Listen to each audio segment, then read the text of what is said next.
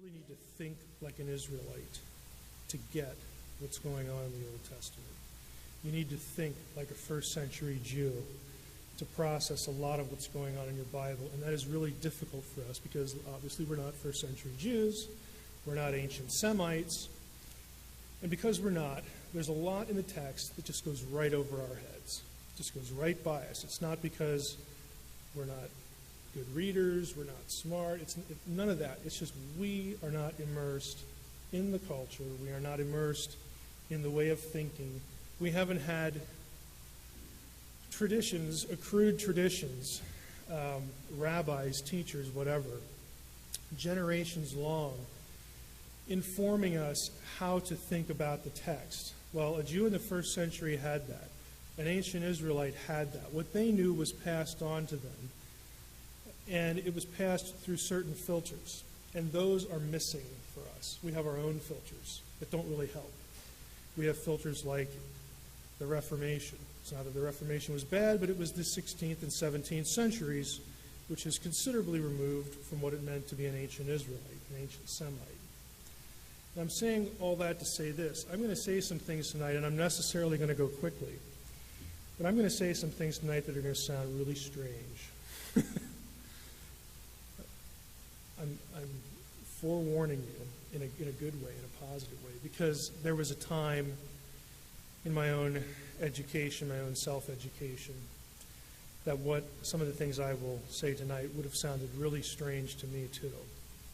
But I want to try to show you enough that you can sort of internalize the culture and internalize the mindset, the worldview, that will help us become informed as to how an ancient reader would have looked at this stuff. And by doing that, you will begin to see patterns. You will begin to see connections. What you might have been thinking is that we would talk about things like this. Yeah, I'll hit on some of these things. Maybe not tonight, maybe in successive weeks. But these things, as familiar as they are just a tiny, tiny portion of Jesus' relationship to the Old Testament. They're just a tiny portion of what an ancient person would have been expecting, would have been thinking when a New Testament writer wrote something, or when Peter or Paul or whoever it was would have said something and quoted the Old Testament.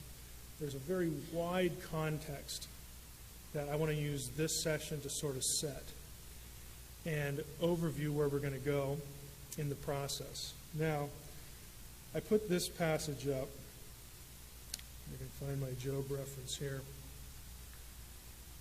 These two verses, 7 and 8, you think, why in the world would you start there?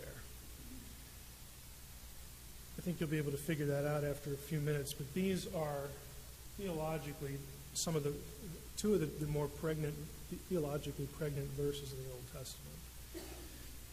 Are you the first man who was born? One of Job's friends asks him.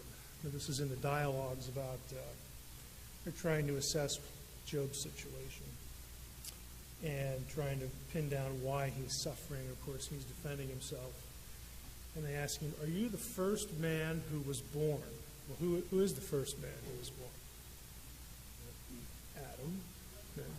He wasn't born, but in their mind, he had a beginning. Were you brought forth before the hills? Well, no. That's, again, creation language, the mountains and the hills and all that stuff. Have you listened in the counsel of God? Do you limit wisdom to yourself? Now, next week, we're going to talk a lot about wisdom. But you can store this reference away for that time. There was this idea that the first man had listened in the counsel of God. The first man was right there with God in Eden. And this idea of being intimately related with God begins all the way back with Adam. And that's where I'm going to begin tonight. Some things going on in Eden with Adam. Believe it or not, I'm going to try to go from there all the way to the end of the Old Testament in 1 hour. But I'm going to hit certain motifs, certain threads that run through the Old Testament, all of which in some way relate to national Israel and Jesus, and they get merged together. in the end of the story. So let's go back here and jump in here. Humanity in Eden. All the slides are going to look the same, at least for the first maybe 10 or so.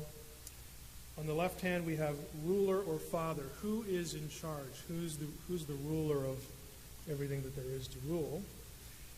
Who is being ruled? And I'm using the words subjects because that denotes rulership above, but also family.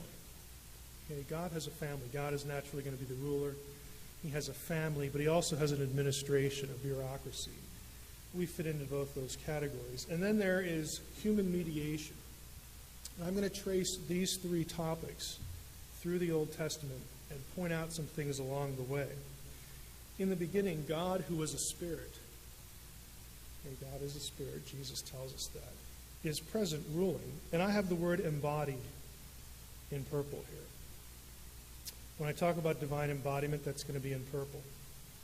And I'm getting that from Genesis 3:8. Again, I'm going to go quickly. If you have questions, you can write them down. We'll take questions at the end. And I won't be able to really pause and lay all this stuff out for you, at least in this week. But if you recall back in the garden in Genesis 3:8, they hear the sound. Okay, it takes a physical object to make a sound, scientifically. They hear the sound of the Lord walking in the garden in the cool of the day. There are certain terms in Genesis 3 associated with just that simple verse that show up later in the Old Testament in theophany appearances. Now, who knows what a theophany is? Right? Right. It's some sort of appearance of deity. And in many cases, I know we don't often think of it, but in many cases there's actually embodiment going on. There are, again, some terms all the way back to Genesis 3 that show up later when God is, in the whirlwind with Job and God is on the mountain at Sinai. There are links, believe it or not, that begin all the way back in Genesis 3. Humanity at this time, well, yeah, we're servants because we're under God and everybody's a servant under God. But we're also co-rulers. And I get that from Genesis 1, 26 and 27. Humanity is created, our translations say, in the image of God. I think a better translation is as the image of God. We are created as divine representatives. We are to represent Him. We're to do what God wants us to do as though He were physically there present with Him. Everybody's together, though. There is no sort of negative connotation between being a servant. You're a servant, but you're also a co-ruler. Theologians like to say that the original humans were servant kings, which I kind of like. Has a nice picture to it. That's the way everything starts out. The humans were children of God. And sometimes because of the Old Testament culture, the phrase is sons of God, because it's patriarchal to that extent. But it's inclusive. It means children, male and female. He created them. And their task was to administer the kingdom of God on earth. Now, think about Eden. Eden is where God lives. Okay, it's His address in the beginning. It's also where He issues decrees. He is there with His heavenly host, who existed before humanity did. Elsewhere in the Bible, the heavenly host is referred to as a council, okay, a divine council. It's basically a bureaucracy, but it's also a family. We get plurals in Genesis 1, 26 and 27. Let us create humankind in our image. But then we also get singulars. So God, singular, created them in His image. You get singular and plural. There's an interchange there between God and this group, the heavenly host, and somehow humans come on the scene and we're like them, but we're different. But we're sort of doing the same kinds of things. We're working for God. The kingdom of God is on earth. It's just situated in this place called Eden, because this is the beginning. The human mediator really is Adam, because, frankly, at the beginning, he's the only one mentioned in that role. And we go back to Job. Are you like the first man who listened in the council? So Adam is attending the council meetings, so to speak. He has access to wisdom. And in a week from tonight, we'll talk about wisdom in Proverbs 8 gets personified, gets pictured as a person who is a co-creator with God. That might be new to some of you. Look up Proverbs 8, verses 22 to 31. Wisdom is the co-creator with God. And the Old Testament authors do something with that, and the New Testament authors do something with that. And I'll preface next week's talk by asking this question. Where do the New Testament authors get the idea that Jesus was the co-creator? I mean, you look in Genesis 1, there's like nobody else there.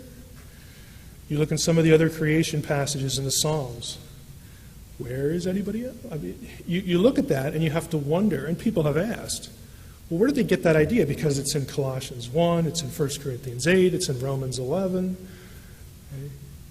It's in John chapter 1, of course. Where did they get that? Okay, that's a little preview. They're getting it from their Old Testament in some fairly cryptic ways. Now, there was a problem, of course. We have the fall.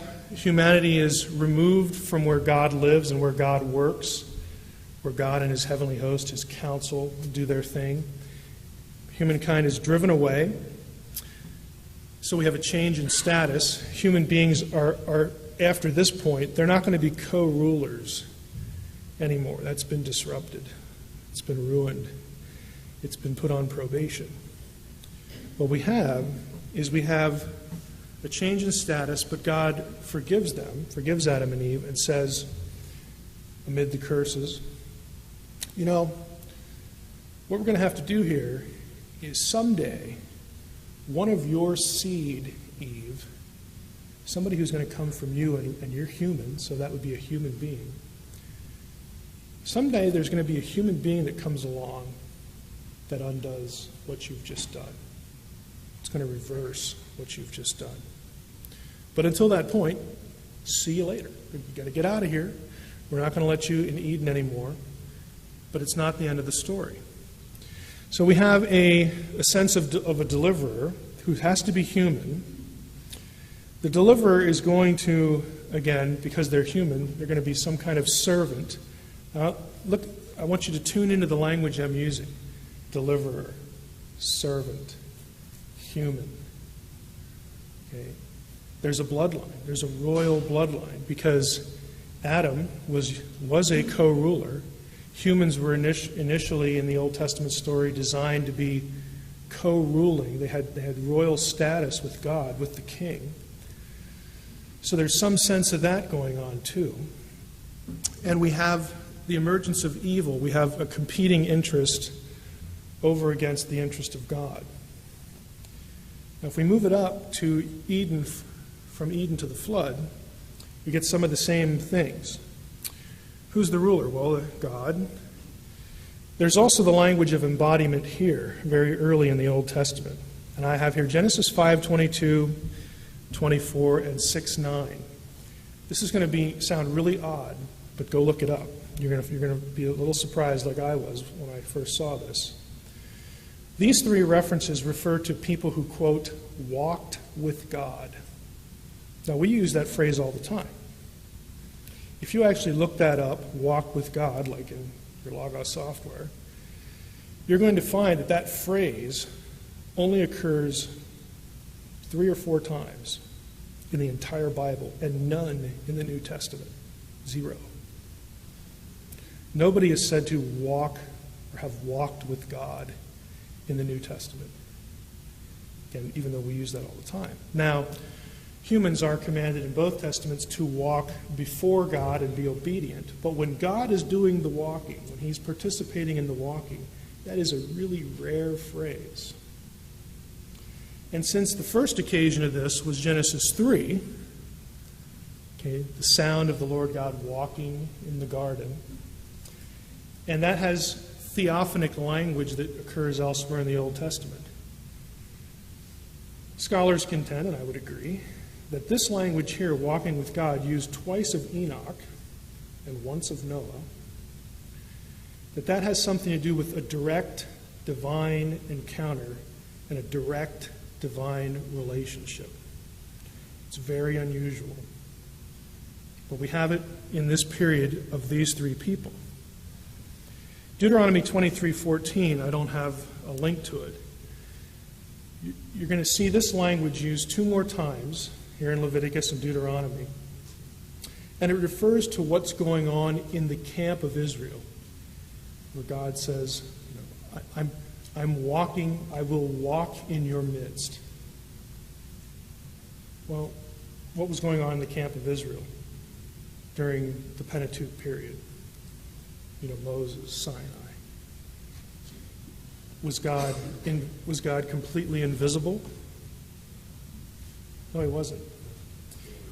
There could be a pillar of fire, there could be a pillar of cloud, and even more dramatically, a human form. We're going to talk about the human form tonight. But while all that's going on, God refers to what he's doing there, or what the embodied Yahweh is doing there, saying, I'm going to walk in your midst. Okay, so obey, that sort of thing. It's a very unusual circumstance. Humans, of course, are servants as a result of the fall. We've lost sort of that upper status. We're still children, or the family of God, because there aren't that many people. The population's growing, though.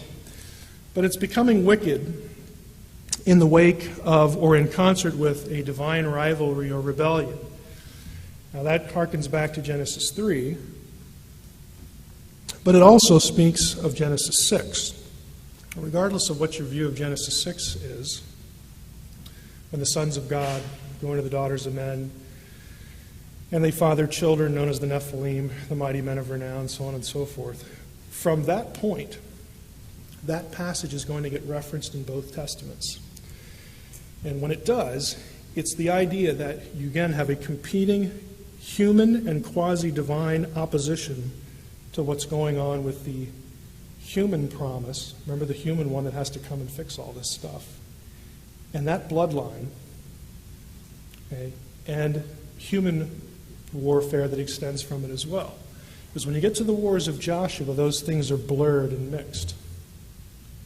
So you have a competing interest going on. The interest now is preserving what we have. Who are the human mediators? Well, it is anyone who can be defined as a prophet. Anyone who, and I'm defining prophet very loosely because Jesus does. Remember here in Luke 11:51, Jesus refers to the prophets all the way from righteous Abel to Zechariah, who was slain at the altar. Okay, he goes all the way back to Abel. Basically, a prophet is someone who has had a direct encounter with God and who speaks for God. That's it. Not somebody who predicts the future. It's very wide and open. And if you look at who we have here, we have Abel, who is the one that Jesus starts with. We've already seen Adam when he was the only one there. Seth, the text doesn't call Seth this, but Seth is viewed as sort of an initial fulfillment of the seed promise in Genesis, because Abel was killed and God replaces him. Eve says, I've gotten another man. I've gotten a man with the help of the Lord. Because for sure, the good line ain't going through that Cain. I mean, that ain't going to happen. So God replaces Abel with Seth. So I'm including him here. But we do have Enoch and Noah. Again, direct divine encounter. They speak for God. Both of them, in Jude 4 and 2 Peter 2, are called heralds or prophets. They prophesy. They speak for God. Again, I want you to start noticing patterns. The Bible is, I don't know if you know what fractals are, but sometimes we get stuck in a real simple sort of relationship like typology. Typology is interesting. It happens, of course, in Scripture. But what's even more deep and more meshed and more, sometimes you got to dig for it, is patterning. Vocabulary, words, phrases, ideas that just pop up all over the place throughout the history of the story. Of course, we have a problem here. We have Genesis 6:5, humankind is generally evil. There's a pollution of humanity's line. There's a reason why Noah is singled out, because he walks with God. and he was pure in his generations. Whatever's going on in Genesis 6, verses 1 through 4, Noah is not part of it. There's a reason why Noah shows up in the genealogy of Jesus. Because Matthew, or Luke in this case, wants to be very clear that Jesus not only goes back to David and back to Abraham, he goes through Noah and Enoch to Adam. Okay, you have to establish this line. Okay, there's a reason for that. Babel. This is one of the critical moments of the Old Testament story. We have a state of chaos. There's no mention of divine embodiment. There is a divine sort of conversation or decree to the council. This is the other passage where you get plural language when God sees what's going on at Babel. He just told them to disperse and multiply. You know, do that Noahic covenant thing, like I told you. And God sees that they're not, and he says, you know, Yahweh goes down, and then he says to his council, let us go down and put a stop to this. There's some little sense of urgency there. Because if we don't, nothing will be impossible to them. It's just like Genesis 3 in some sense, where the fallout as well is the knowledge of good and evil. We can talk about that a little bit later, but basically it's a presumption of authority that you don't have. You're an imager of God, but you are not at the status of those who decree fate and calamity, good and evil, for humanity. You are not at that level. Okay, you share the authority given to you, but you ain't got this. Okay, you are not, as Genesis 3:22 says, when after the fall it says now that the man has become as one of us, knowing good and evil. It's the same thing here. If we don't put a stop to this, humankind is going to be able, or they're going to try to assert this authority before its time, before God decreed when they should have it. So we have a decision made by God to disperse humanity, but that isn't all he does. That might be how we're familiar with it, because there are other passages that talk about what happened at Babel. Deuteronomy 32, 8 and 9. And I have here a note that I'm reading with the LXX and the Dead Sea Scrolls. If you have an ESV, good for you, because you'll agree with me. The ESV says, when the Most High divided up the nations, he divided them up according to the number of the sons of God. Okay. Most English Bibles do not say that. Most of them have the sons of Israel. And there's a textual difference there. Dead Sea Scrolls, Septuagint, which is the Greek translation of the Old Testament, has sons of God. It has to be sons of God because if you go back and look at the table of nations, Israel isn't there. It doesn't exist yet. It can't be sons of Israel. Okay, but there was a later change made to the text in that tradition. But the correct text is preserved for us by providence. We also have Deuteronomy 4:19-20. Basically, in a nutshell, what happens at Babel is, look, God says, look, we've tried to rule with human beings, first as co-rulers, and then trying to sort of reestablish my rule on earth and get back to Eden, and it just isn't working. You're disobedient again. And so what I'm going to do is I'm going to confuse your languages and scatter you over the earth. And not only that, but I'm going to divide you up, and I'm going to assign you to one of the sons of God. I'm going to put lesser beings who work for me, members of the heavenly host. You're going to report to them, and they're going to report to you. You're made for each other. Okay, I'm done being your sovereign. I'm disinheriting you from the family because I'm going to start over. And that's why chapter 12 of Genesis, right after Babel, is what? The call of Abraham. God disinherits the nations. And this is the Old Testament rationale. If you go to Deuteronomy 4:19-20, it says that the nations were allotted to these other beings, and they were supposed to worship them, not worship Yahweh. I had enough of you. It's the Romans 1 event of the Old Testament, God giving them up to their own desires. I'm going to start a new family. So long.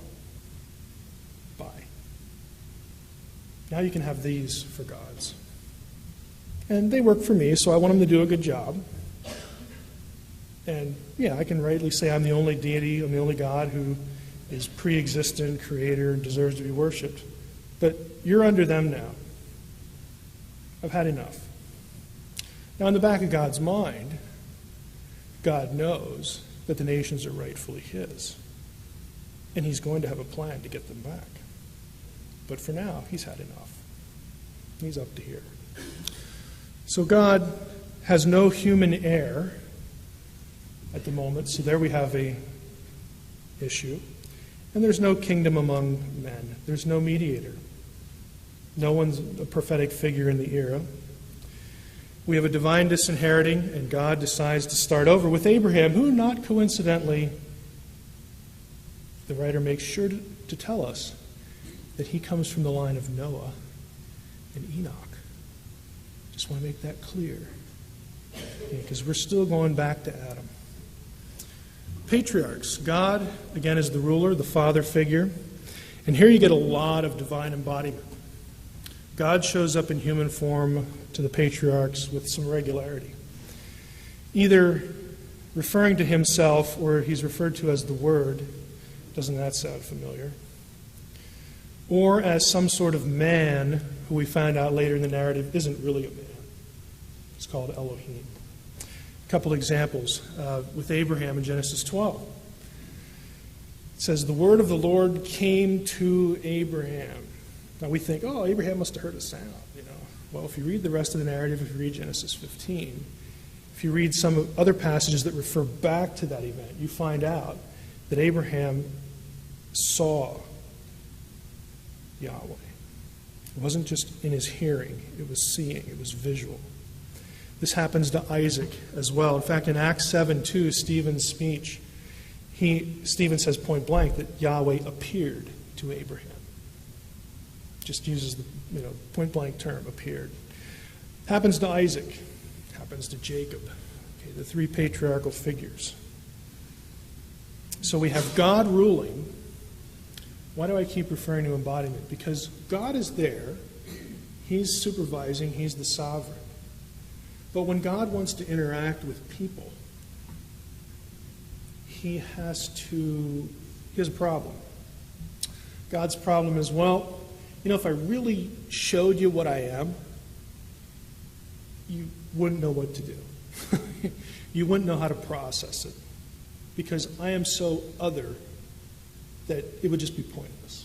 Not only that, but what else do we hear in the Old Testament about? If people really see the presence, if they really see the glory, what happens to them? You die. So God has a problem. But I don't want to kill you. I'd like to converse a little bit. I'd like you to know that somebody's there. But if I just kind of show up, you're going to die.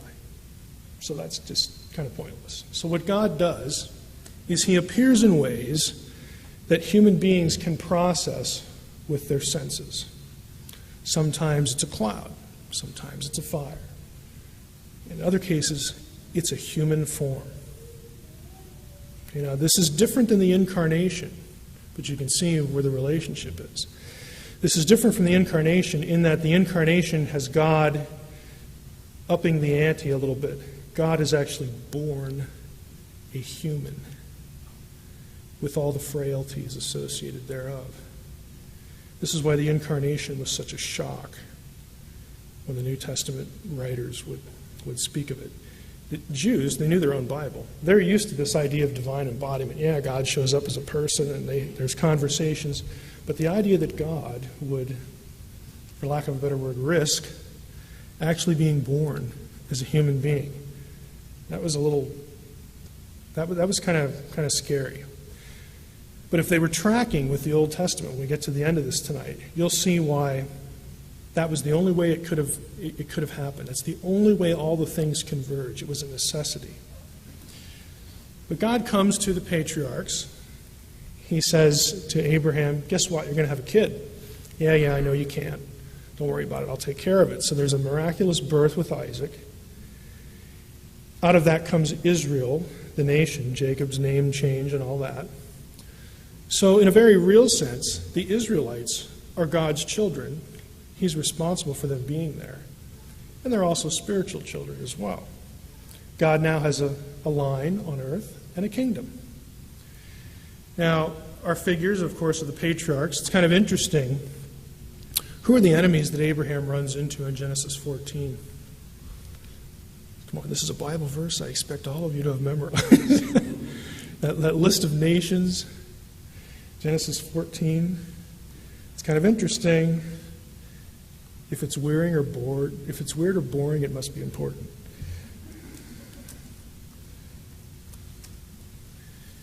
Okay, in the days of Amraphel, so on and so forth, who does Abraham run into? Verse 5. The Rephaim, the Zuzim, the Amim, and the Horites, the Amalekites, and also the Amorites. Are those names familiar? They're the same names that show up where? In the days of Moses and Joshua. Okay, and it turns out that there's something unusual about those people groups.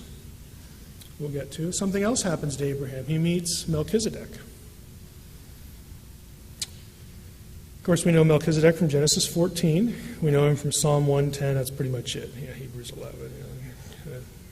Hebrews 8 actually throws a few things in there about Melchizedek. Why is Melchizedek noteworthy? He is the priest of Salem. In Semitic it would be Shalem. What is Shalem? Anybody? It means peace, but it's also Jerusalem.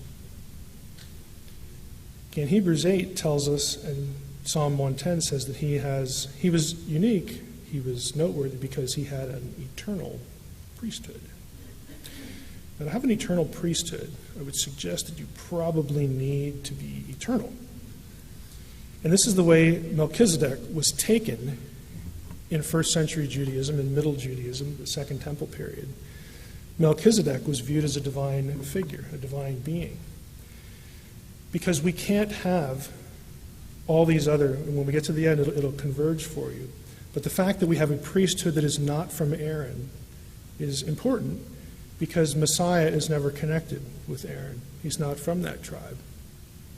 He needs a priesthood that sort of operates out here, okay, to do all those things.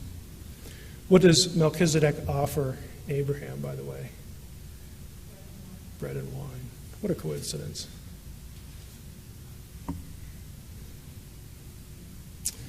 Moses, Aaron, and Israel. God is still the ruler. Again, lots of divine embodiment here. Exodus chapter 3. Who is in the bush? God's in the bush. Yeah, who else? Yeah, the angel of Yahweh is in the bush. And you go back to Acts chapter 7, Stephen's sermon, he tells you the same thing because Stephen's reading his Old Testament. The angel is in the bush. We get lots of appearances of the angel. Exodus 33, 1 to 11 is kind of interesting. Moses used to take the tent, pitch it outside the camp, far off from the camp. He called it the tent of meeting. Again, Moses has lots of experiences here with a direct encounter with God. When Moses entered the tent, the pillar of the cloud would descend, stand at the entrance of the tent, the Lord would speak with Moses. When all the people saw the pillar of cloud standing at the entrance of the tent, all the people would rise up and worship, each at his tent door. Well, he's back. Thus the Lord used to speak to Moses face to face, so on and so forth. And here we have Joshua. When Moses turned again to the camp, his assistant Joshua, the son of Nun, a young man, would not depart from the tent. Okay, that's going to become important because Joshua is going to have the same divine encounters that Moses did. Exodus 23, also associated somewhat with the pillar. God tells Moses when they're heading out into the wilderness after they leave Sinai, he says, I'm going to send my angel with you. And you better listen to him because my name is in him. He will not forgive sins. My name is in him. Deuteronomy 4:37 helps us understand what that means. because he loved your fathers and chose their offspring after them and brought you out of Egypt with his own presence. The name is the presence of God. It is the glory. It is what God is. And that thing, what God was inside this angel. The angel was the embodiment of Yahweh. And it went with Israel for the whole trip. Every day. Everybody got to see it. At least if you could see the front of the camp. Everybody got to see that. So much so when you get to the book of Judges, Joshua's died, and it's like, well, we still haven't, taken the land like we were supposed to. The angel shows up at a place called Bochim, which means weeping. Why is it weeping? Because the angel says, you still haven't done what you're supposed to do. I'm out of here. And he leaves. And the people sat there and wept. That's why the place is called Bochim unto this day. Because they'd had it for 40 years. Every day. Divine embodiment. Yahweh in human form. Right there on the scene. And they still didn't do it. All this stuff happening again, Moses and Joshua's day. Moses is called the servant, God's servant. He represented the nation at large. He was also a prophet. Remember Deuteronomy 18, prophesying that there would be a prophet someday that would rise up, to the level of Moses. Of course, the New Testament applies that to Jesus. It's also during Moses' time that God calls Israel as a whole, as a nation, my son. When they go into Pharaoh, God tells them, when you go into Pharaoh, here's what you say. Let my son go into the wilderness that he can offer sacrifice to me. Israel's called my son. Makes sense because that's God's family. Israel is reborn and redeemed from Egypt, which restarts the kingdom among men. Our mediator, again, is Moses. We're going to skip the whole law dispensed by angels, which is mentioned 4 times, 3 or 4 times in the New Testament. Where do they get that idea? Well, they get it from the Old Testament. Kingdom of priests. Aaron gets to see divine embodiment as well. So he becomes a prophetic figure of importance. But God reminds them that, look, what I really want you to do is I want you all to be a priest. I want you to be a kingdom of priests. I want you to all be this. Problem, they fail at Kadesh. This is when they're going to go into the land, and they send in the 12 spies. They come back, and 2 of them say, yeah, let's go get it. 10 of them say, forget it.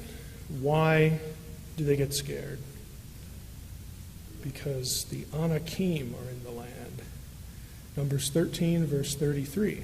The Anakim are descendants of the Nephilim. Where do we get them? Genesis 6. Here, the whole competing human and quasi-divine bloodline thing starts to emerge again. They are standing in the way of the kingdom. They are standing in the way of God's Son. They are standing in the way of kingship. They are standing in the way of fill in the blank. All these motifs. And they fail. We can't do it. So, they get sent out in the wilderness. Joshua is going to be the leader. God is still in charge. Joshua was with Moses on a few of the divine encounters that Moses had. And in a few of them, God actually commissions Joshua. Takes a portion of the Spirit that's on Moses, puts it on Joshua, tells Joshua, you're the next leader. But Joshua has his own special encounter apart from Moses, which is Joshua 5. The captain of the Lord's host. Now, I have angel here in the notes, because I think it's pretty, at least it's clear to me, that the captain of the Lord's host is the angel that has been leading them for the whole time. Why do I say that? Because the angel is described, the captain is described as V'karbo shalufa beyado, with his sword drawn in his hand. That phrase, that concatenation, occurs 2 times elsewhere in the Old Testament. I have the verses here. Numbers 22, 23. Who's that? Remember the Numbers 22? Balaam. It's the angel of the Lord in the Balaam incident. And 1 Chronicles 21:16 is also the angel of the Lord. Joshua has the same, again, status, the same divine encounter. We have the same God's ruling, God's observing, but God is meeting with Israel as an embodied human figure. Same as before, during Joshua's time. Joshua replaces Moses as the heir to the servant prophet role, but not the ultimate fulfillment, and that was Jesus. Israel is still God's son, his children. That role, the role of, again, the servant prophet, was supposed to be a king, and also the Son of God role was supposed to be filled by a king once they had kings. Once you get in the land, set up the monarchy, we get kingships. How do I know that? Because when they actually get in there and have a king, that's what the king's called. Okay, the Lord said unto my Lord, okay. You have those passages, but you also have Psalms that refer to the king as God says, my son. Because the king now embodies, the king sort of subsumes, he stands in the place of the entire nation. The king is the nation is the king. Yeah, God knows that there's corporate and individual, but in the language that's used, we have a human being who's royal, who is there to protect and establish divine kingship, the kingship of Yahweh among the nations at a specific geographical place. He's supposed to be a servant, and he's also supposed to rule according to the law. The king, again, becomes the new Moses. Okay, he replaces. You have Moses. You had Moses over, and then underneath Moses you had a prince for each tribe. You had 70 elders. 70 is kind of an interesting number because that's the same number of nations that were disinherited back at Babel. Okay. God's son, God's family, is replacing the family he disinherited. There's 70 elders. When we get to Jesus, Jesus does something associated with that number too. But the king ultimately was supposed to have all these things sort of fuse. The prophetic figure, the person who spoke for God. All these things were supposed to be focused on the king. And the king was supposed to carry the program through to its eschatological end. But the king fails.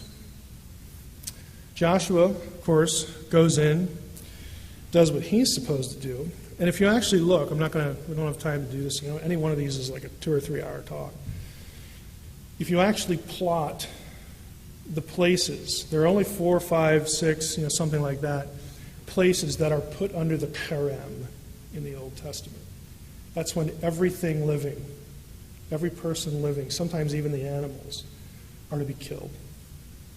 Okay, that isn't the usual mode of conquest. Usually the verb is drive them out, possess, their houses, and God says you're going to live in houses you didn't build, you're going to have fields you didn't plant, you're going to, everything's there for you.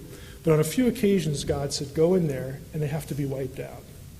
If you plot those cities on a map, and then you go back to the list of people groups that are mentioned, 7, 8, 9 times, Rephaim, the Amorites, the Zuzim, the Amim, all these Eames, okay, that all of them trace their lineage back to the giant clans, the Nephilim in Genesis 6. They live at those places. Those are population centers of those bloodlines. Now, I've never seen that in print, but just do it yourself. You will find out. Even the Amorites. The Amorites are kind of a generic term when Joshua goes into Ai, and they lose because of what Achan does. He laments, he tears his clothes, and he says, we came all this way, and now we're going to get beat, by these Amorites. Amorites, according to the prophet Amos, were unusually tall. Okay, even them.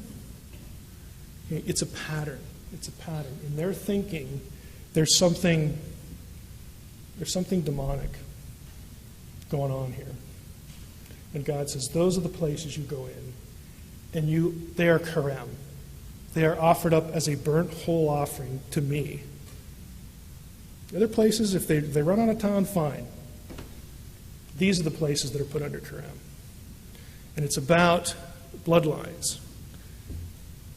I know it sounds kind of weird, but that's what it is in the Old Testament. So they don't complete the conquest. We finally get a conquest under David. Of course, Samuel is around when David's around. Divine embodiment continues into the time of Samuel. Samuel's the last judge. There were a few judges that witnessed the angel, or again, some form of divine embodiment. Gideon is probably the obvious example. The Gideon passage is interesting because Yahweh and the angel are both in the same episode at the same time. So they're two individuals. In fact, one leaves and the other one's still there at the end of the story. But with Samuel, the same thing happens. This is one of my favorite passages in the Old Testament. I can't resist skipping 1 Samuel 3. Now the young man Samuel was ministering to the Lord, to Yahweh, under Eli. And the word of the Lord, the what? The word of the Lord was rare in those days. Oh, you mean they just didn't hear God? No, there was no frequent vision. First verse. It's something you see.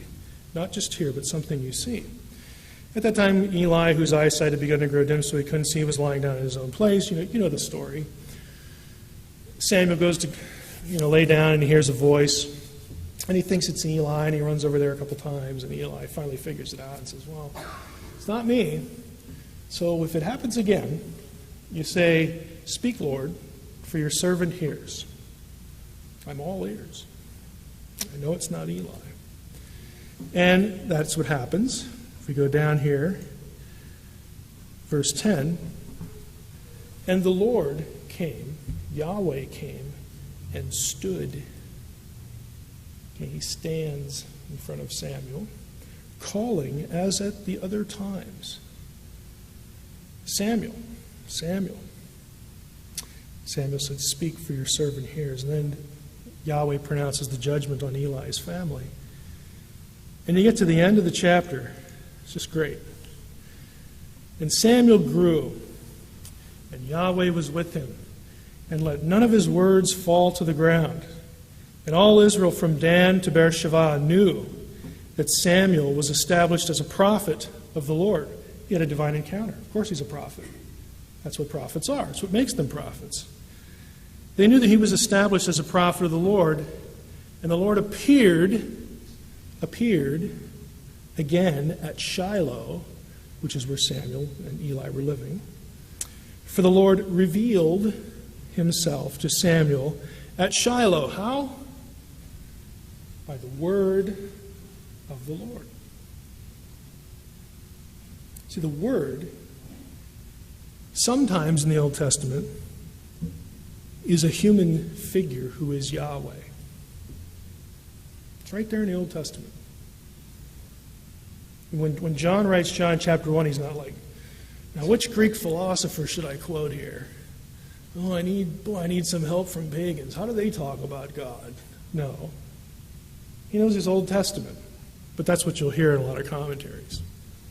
John, heavily influenced by Greco-Roman philosophy, writes his gospel. Well, I'm not saying he was totally uninfluenced. I am suggesting, though, that he knew his Old Testament pretty well. David is called the servant. He's the king. The king is the servant. He's my son. He's the Son of God. Israel is now a kingdom of God on earth. David himself had a divine encounter. You look these passages up, 2 Chronicles 3. He meets the angel.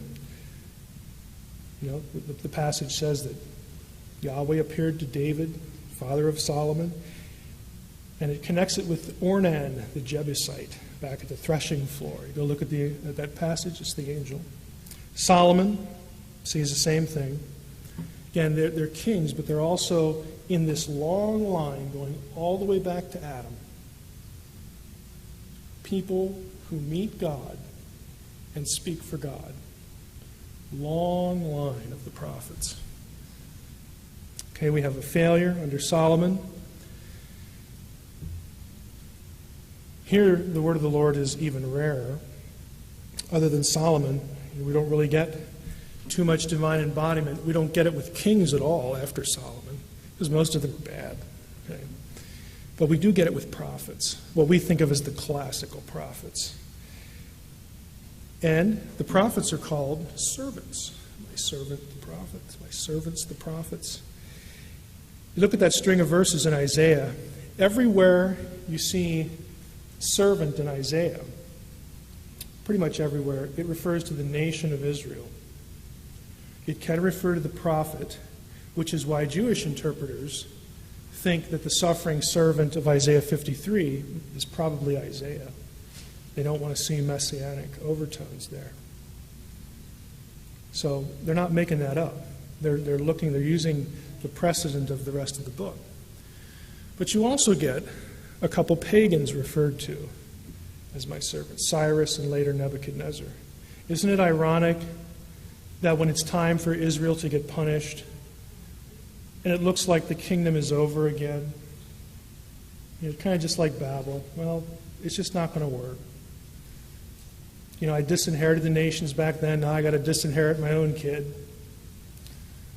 Isn't it ironic that when it comes to that time, God calls two pagans from the foreign nations who had been disinherited and said, get up on your horse, I have a job for you.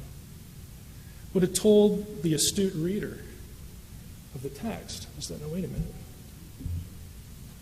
That means God's still in charge of everything, including the nations that they're telling us that their gods beat our God.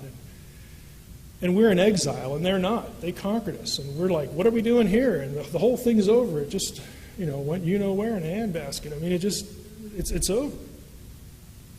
And God says, well, if you think that, then figure this out. Why is it that I'm commanding them? They're the only ones around to do my work that'll actually do it. So I got to use them to bring you out of the muck where you're at. So there's a lot of irony there. Even after the exile, Israel is still called in Hosea the sons of the living God. They're still God's children. He accepts them back. But the kingdom is in exile. And the prophets get various messages to the exiles. Isaiah is sent to Israelites. Again, he sees the throne of God. It's a direct divine encounter. Jeremiah chapter 1, read it closely. The word of the Lord came unto Jeremiah. Then, like 2 verses later, that word of the Lord is called Yahweh. And then in verse 7 it says, and the Lord, Yahweh, reached out his hand and touched me. He's embodied. Again, it's a literary, it's a theological signal that I'm still here. Just like I was in the old, I'm still here. Ezekiel sees a man, figure of a man enthroned. Okay? Well, all the weird stuff he sees, that's pretty clear, that part. Now, where does this wind up? Here's the situation we have at the end of the exile. You have the corporate servant dying. Israel's in exile. Israel's toast. Rightly punished for sin. The corporate servant, though, is raised anew by anointed human agency, Cyrus in this case. Corporate resurrection. The nation, Ezekiel 37 goes through a whole picture of how the nation who is clearly dead, you're like really, really dead. When the bones have to be reassembled and the veins and all that stuff, you're dead. But the dead will come to life again in a very vivid way. And we even have third day imagery in Hosea chapter 6, verse 2. Israelites are lamenting their situation. They say, well, even at the third day, he can still raise us up. The corporate servant can be raised up even on the third day. So you have the nation resurrected, but the glory and the kingship have not returned. And so you have more prophecy come, this time of a single servant whose ministry will mimic. Here's the part I want you to catch. The single servant's ministry, Jesus' ministry, mimics the corporate servant. Death because of the nation's sin, and then resurrection. Once raised and resurrected, following the pattern that we've seen up to this point, what else would a Jew have expected? Well, we need a king. If we have a kingdom resurrected, we need a king. And there's those nations, too. They still need to be brought into the fold, because God disinherited them, but yet he's still clearly interested in them. And he's told us a couple times he's going to bring them back. And they're going to worship him. He will be their God.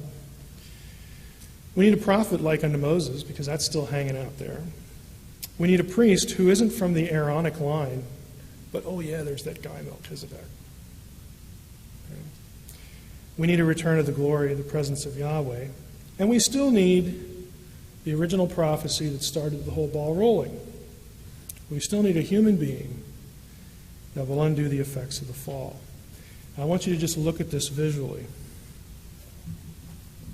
We have here Jesus' bloodline back to Adam. Again, in parallel with some of the other bloodline issues that emerged in the primeval history. That's followed by a miraculous birth. Okay, Abraham, Sarah, and Isaac. Well, the Gospels have that too. And then Israel, my son Israel, is taken out of Egypt.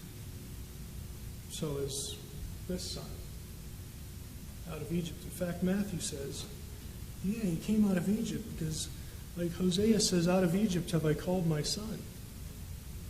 Corporate individual, the same things going on. You have deliverance under Moses. At the baptism of Jesus, I mean, you have, again, you can talk about, the water imagery or whatever. What's really going on is at the Exodus is a victory over the gods of Egypt and a rebirth of the nation as God's son to start the kingdom again. It's interesting, at the baptism, God says, "This is my son," so everybody can hear it. Of course, he comes to fulfill the law. We have the law at Sinai. The law, of course, points to Jesus. Jesus administers righteousness to his people and nations. And look at the passage quoted at Jesus' baptism. Isaiah 42. My servant. Then it's Israel. This time it's not. Because his life is mimicking, is echoing what happened to the corporate son. Then they go into the wilderness. The corporate son fails, goes into the wilderness, which is associated with chaos and demonic forces. Jesus goes into the wilderness, and we have a victory over Satan. Satan offers him the nations. Isn't that curious? Bow down and worship me. It's not an empty promise. I'll give you the nations. Jesus says, I don't think so. I got another way to get them. I don't need you to give them to me. What does Jesus do right after he defeats Satan in the wilderness? Luke chapter 10. He sends out disciples. How many does he send out? 70. Now there's a textual disagreement, 70 and 72. It goes back into the Old Testament, 70 and 72. If you look in Genesis 48, the count there is given at 70, but the problem is how to count Ephraim and Manasseh and all this kind of stuff. The tradition at 70 is very strong. And not only that, it lines up everywhere else. Over here, after we wander around the wilderness, then we go into the land under Joshua. Joshua's holy wars. He defeats all human and all semi-divine opposition. Well, Jesus does the same thing. The ministry of the 70 begins and coincides with the casting out of demons. The 70 cast out the demons. It's the only time in the Bible where demons are cast out is the New Testament. It begins with the Gospels. Why? Because it marks the inauguration, the beginning of the restoration of the kingdom of God. And in this case, it ain't going to get overturned like it did before. Why not? Because all the other iterations in the Old Testament, who was God depending on? The corporate servant. You know those Israelites that kind of mess up a lot? He's not dependent on the corporate servant anymore. He's depending on the servant, who is him. His but isn't him. And he can guarantee that he'll pull it off. Transfiguration is interesting. Do a little study on the transfiguration. Where did it happen? Church tradition has Mount Tabor. If you look in your better commentaries, they will show why that doesn't work. There's actually no textual support for it. If you follow the geography, the transfiguration would have happened somewhere near the foot of Mount Hermon. Anybody know where Mount Hermon is? Mount Hermon. So up in the Golan, yeah, that area. What territory was Hermon in? Dan. Dan overlapped with the region known as Bashan, Deuteronomy 3. Bashan was home to giant clans. Hermon was also, in Jewish tradition, in the book of Enoch, was the place where the angels from Genesis 6 descended before they did what they did, Mount Hermon. And it's that place that Jesus picks to go and be transfigured. It's like, I'm back. I mean, if you're a Jew and you know your Old Testament, and you know all this other stuff that's written about the Old Testament in the intertestamental period, you don't miss that.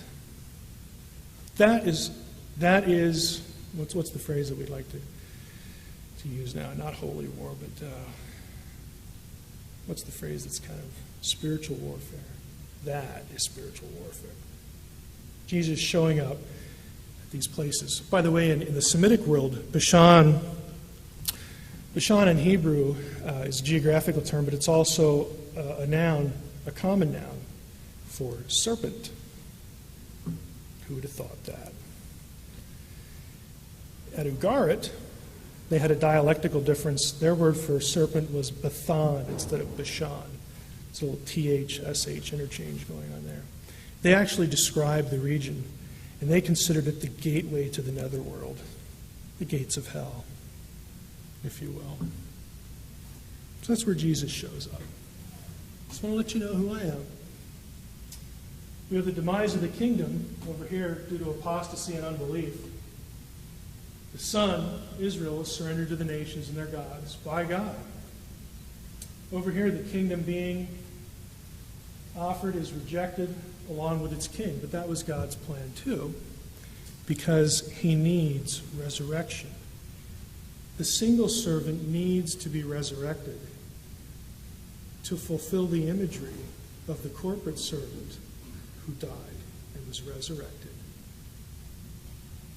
That's not the only reason God did that, but it's there in the text. So here we have, again, the whole thing with Cyrus, the anointed, the servant dies but yet lives. It's not the nation there. Prophecies of resurrection. And here we get, again, the shepherd, the Messiah, the servant, brings deliverance and dies, but it's raised on the third day. The nation of the kingdom is revived with him. Israel rises with him, because he is Israel. Progressing toward an unstoppable, that's the key idea, an unstoppable eschatological culmination.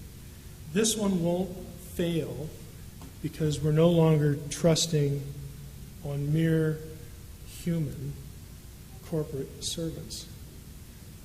This time we have the servant.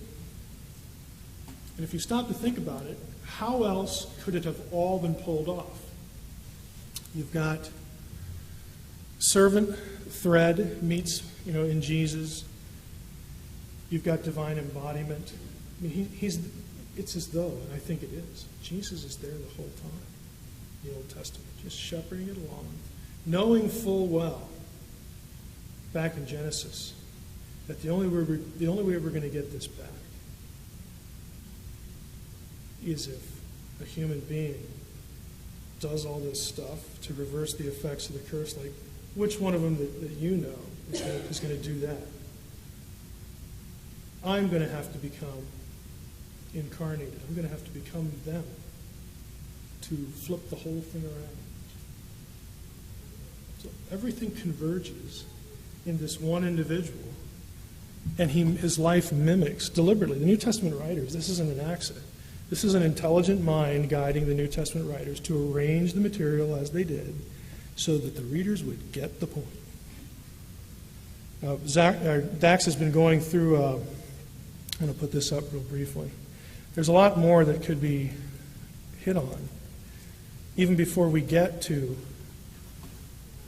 the history of Israel, Abraham. There are a lot of other parallels that are more primeval. But Dax has been preaching through Ephesians, and this was the thing that shocked Paul. He's astonished that the Gentiles are included in this. Why? Because they're the ones that were disinherited. They're the ones that messed up. I mean, they were the competing line. They're the ones that are always opposing this, even by God's own design, God's own choice, God's own judgment. So in other words, for this whole thing to work out and to have redemption and to reclaim the nations, God is going to have, something God did is going to have to be undone. And frankly, only God can do that. And so you have an incarnation. You have the wall of separation from the Gentiles being torn away. He is Israel. But the Gentiles are also his body. And you just think about it. Think about all the terms. The epistles use words like adoption. That's a really pregnant term against the backdrop of all this. It's a family term. There are lots of things in the New Testament that I'm going to encourage you. This is our wrap-up here. I'm going to encourage you to filter through. Look for repetitions. Look for patterns. In academies, we call this intertextuality. It's not a fancy word for just saying, look at the text real closely, where they use the same things. I think it'll give you a really solid backdrop so that when you read through your Bible, you'll be able to sort of pick out why writers are doing what they're doing, what they're telegraphing, what they're picking up, little threads they're picking up, and they're going to take it a little further. And they're going to drop it somewhere, and the next guy will pick it up. But it's a story, just like a good novel, except it's not a myth. It's the myth that's true. That sort of thing, stealing that from Tolkien. I mean, it's a good story, and this is what storytelling is.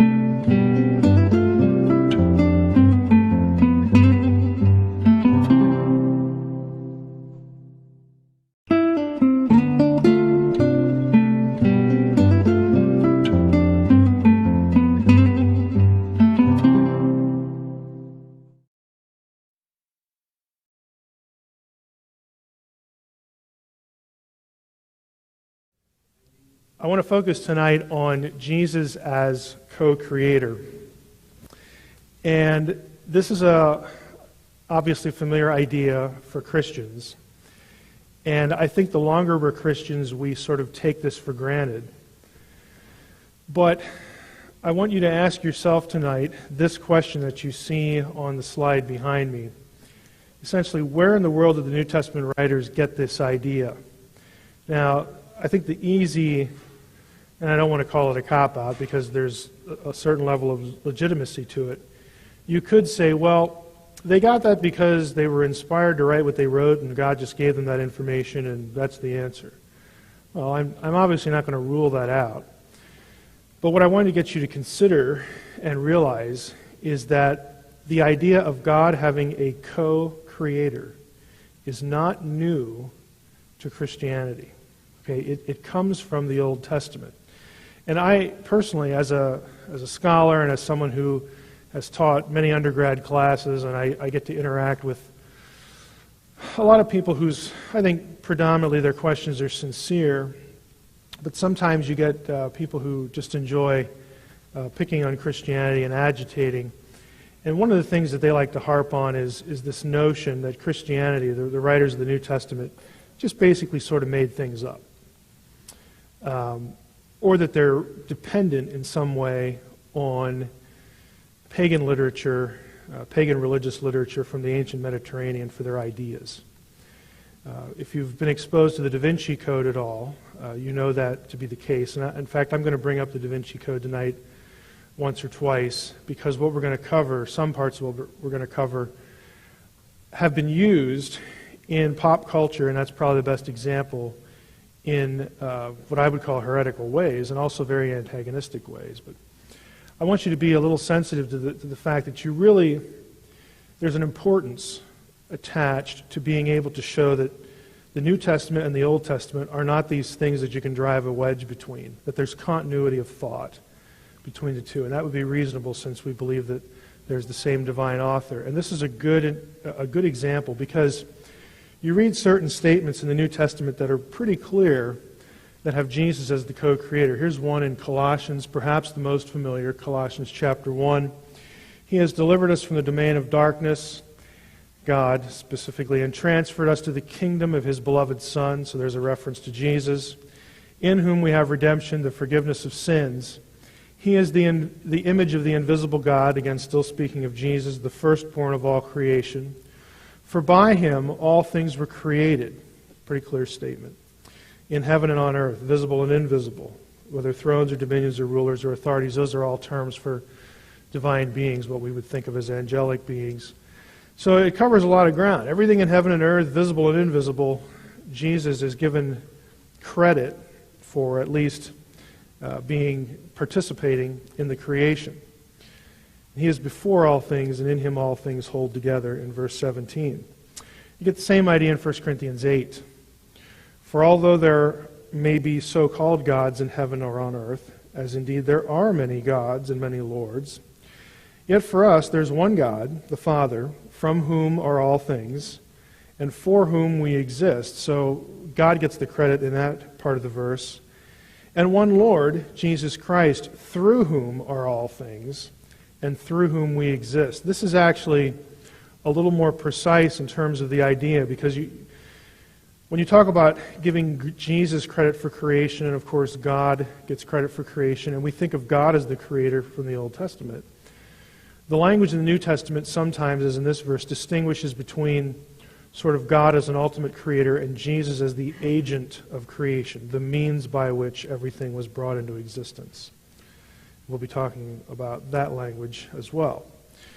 Now, let's go here to, I actually want to skip ahead here. Let's go to Genesis 1, 1-3. If you look at this verse, very familiar, actually 3 verses, what's the answer to the question?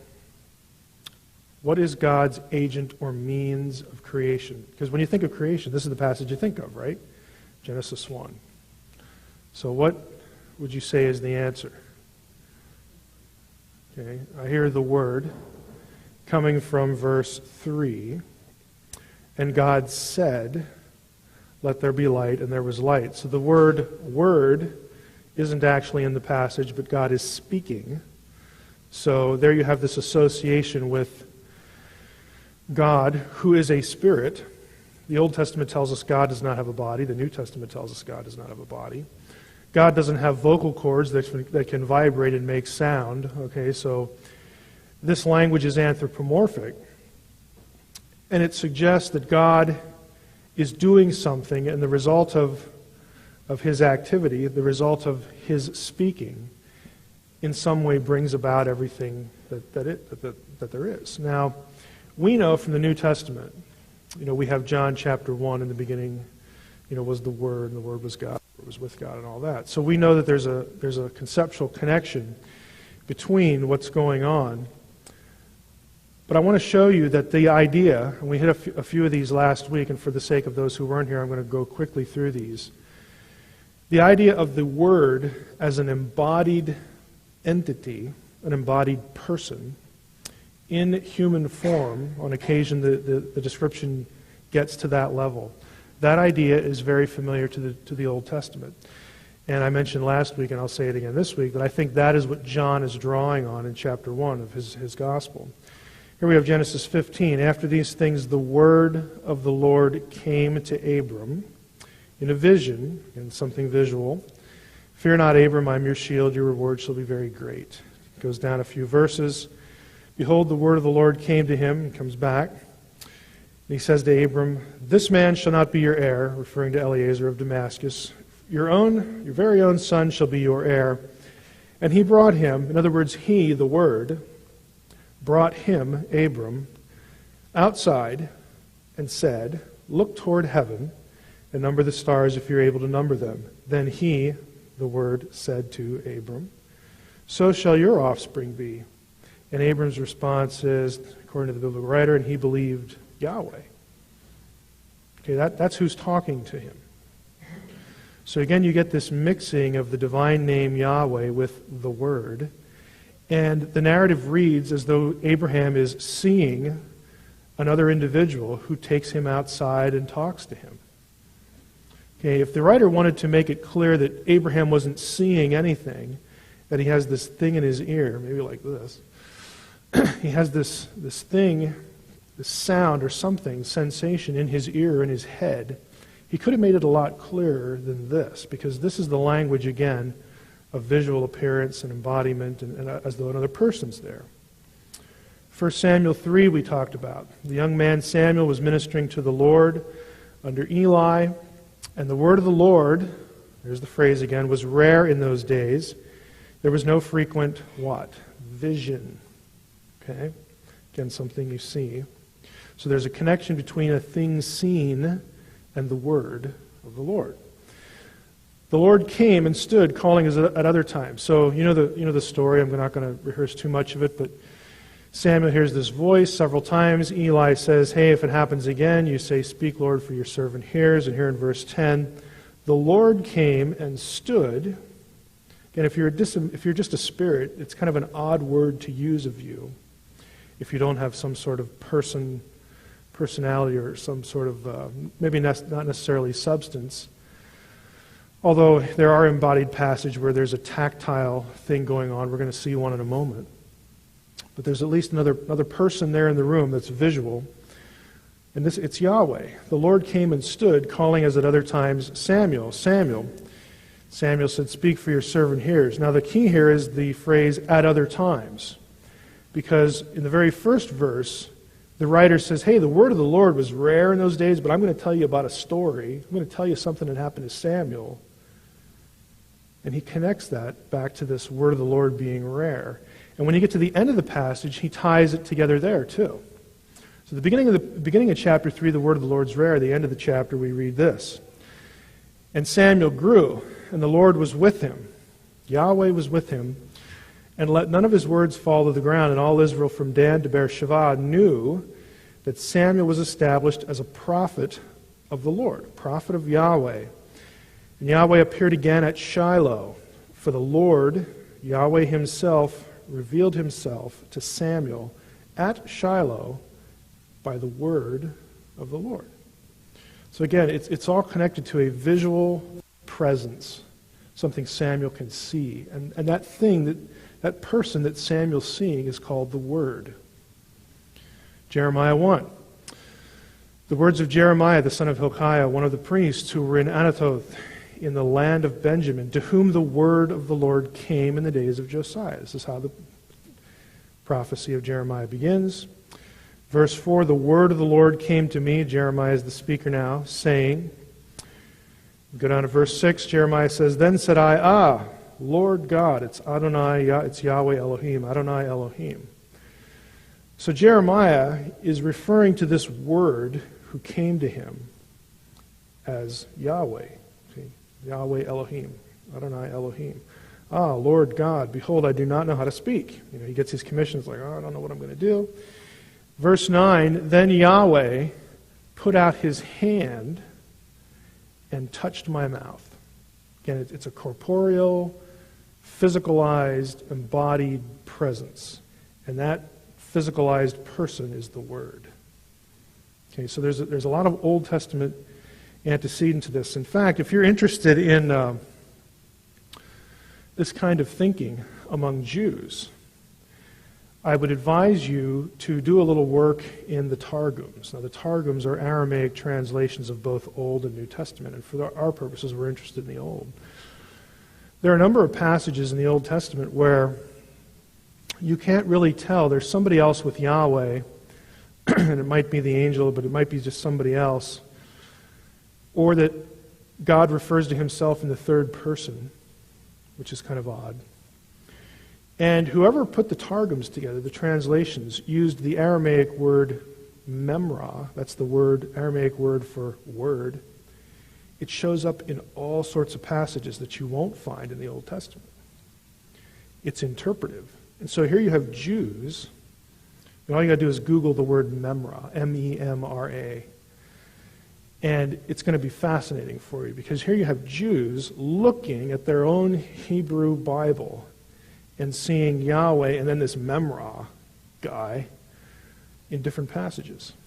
Again, they have this sort of consciousness because they're very in tune with their text. And they have a sense that there's Yahweh invisible and there's this other Yahweh out there.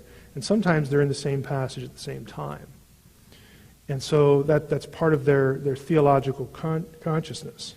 Of course, going back to the New Testament, John picks up on this idea, and he has the Word as the agent of creation. The first 3 verses of John. And if you go down about around verse 14, we have the Word made flesh. The Word was made flesh and dwelt among us. Again, very clear reference to Jesus. And so this is one means, and probably the one most familiar to you, even though if you were not familiar with all those Old Testament passages, the ideas, I think, were familiar, to where the New Testament writers would get this. But there's actually another one that is probably less familiar, and which might be kind of surprising. Now, let's go to the second creation passage. Not the only, there are more than 2 creation passages in the Old Testament, but this is the one for our purposes that we want to focus on.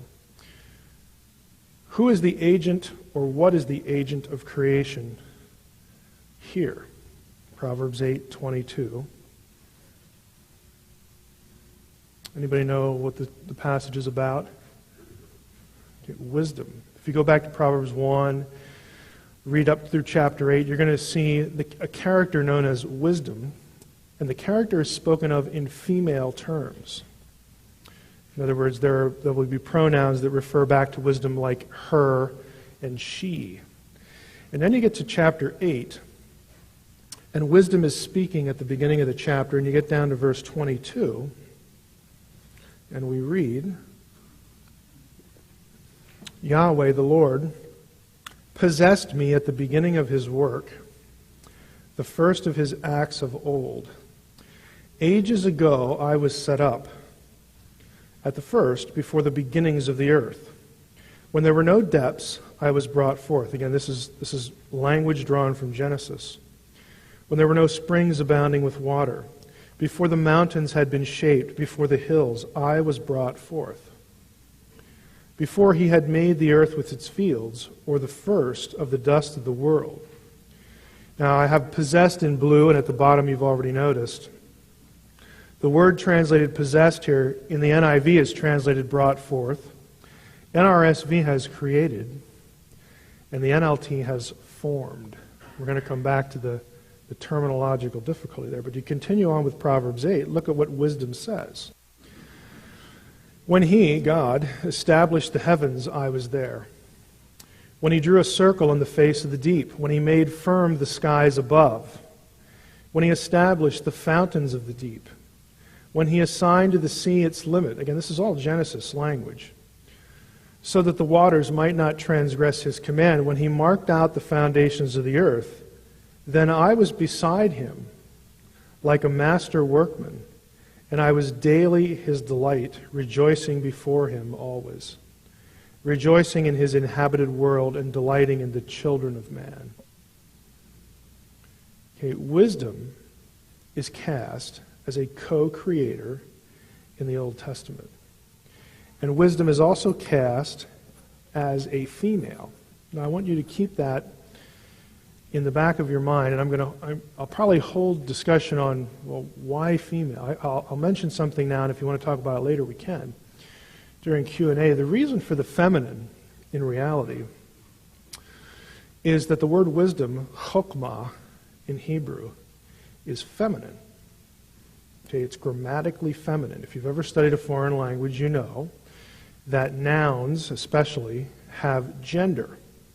It's a means of classification so that nouns and adjectives and verbs and subjects can be matched up in grammatical agreement. It really has nothing to do with biology. Sometimes it can. For instance, a young man, na'ar, okay, that's going to be masculine. Na'ara, young maiden, young girl, okay, that's feminine. All right? Sometimes there's a congruence. Greek, though, I'll give you an example of where these don't have congruence. Greek, the word teknon, little child, is neuter. German, Mädchen, little girl, is neuter. Okay? Don't look for a biological rhyme or reason to the way languages work. But because chokmah is feminine, that's why the translators will reflect feminine terminology. Plus, wisdom in Proverbs is set over against lady folly. You'll hear commentators talk about lady wisdom, and she is set, her ways are set over against the salacious, whorish woman in Proverbs that you're warned to stay away from. So there's this opposition. And so to pull that off in literary terms, you have to cast both of them as females. Now keep that in the back of your mind. We see that wisdom was the agent, but who or what was wisdom? In the period between the Old Testament and the New Testament, which we so cleverly call the intertestamental period, the better term is Second Temple period, because of what happens at the end of the Old Testament. They rebuild the temple, and then that one lasts until the first century. But in the intertestamental period, there is a very large body of literature that's written by Jewish rabbis and scholars and thinkers, religious authorities, on all stripes. And they know their Old Testament, and they comment and produce a lot of material that deals with wisdom. Now, what I want you to track with me here is that we've looked at what the Old Testament does. There's this character wisdom out there that's co-creator. Now we're going to look at what Jewish thinkers, before we get to the era of Jesus in the New Testament, thought about that. And then we'll go back to the New Testament. And you'll find, again, a correlation that the New Testament writers are tracking all this, but they do some important things that translate to theological differences with mainstream Judaism.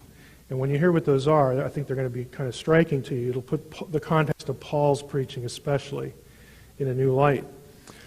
One of the books that was produced during this period is The Wisdom of Solomon. It's typical wisdom literature. It goes off into some theological tangents, just like we saw Proverbs do.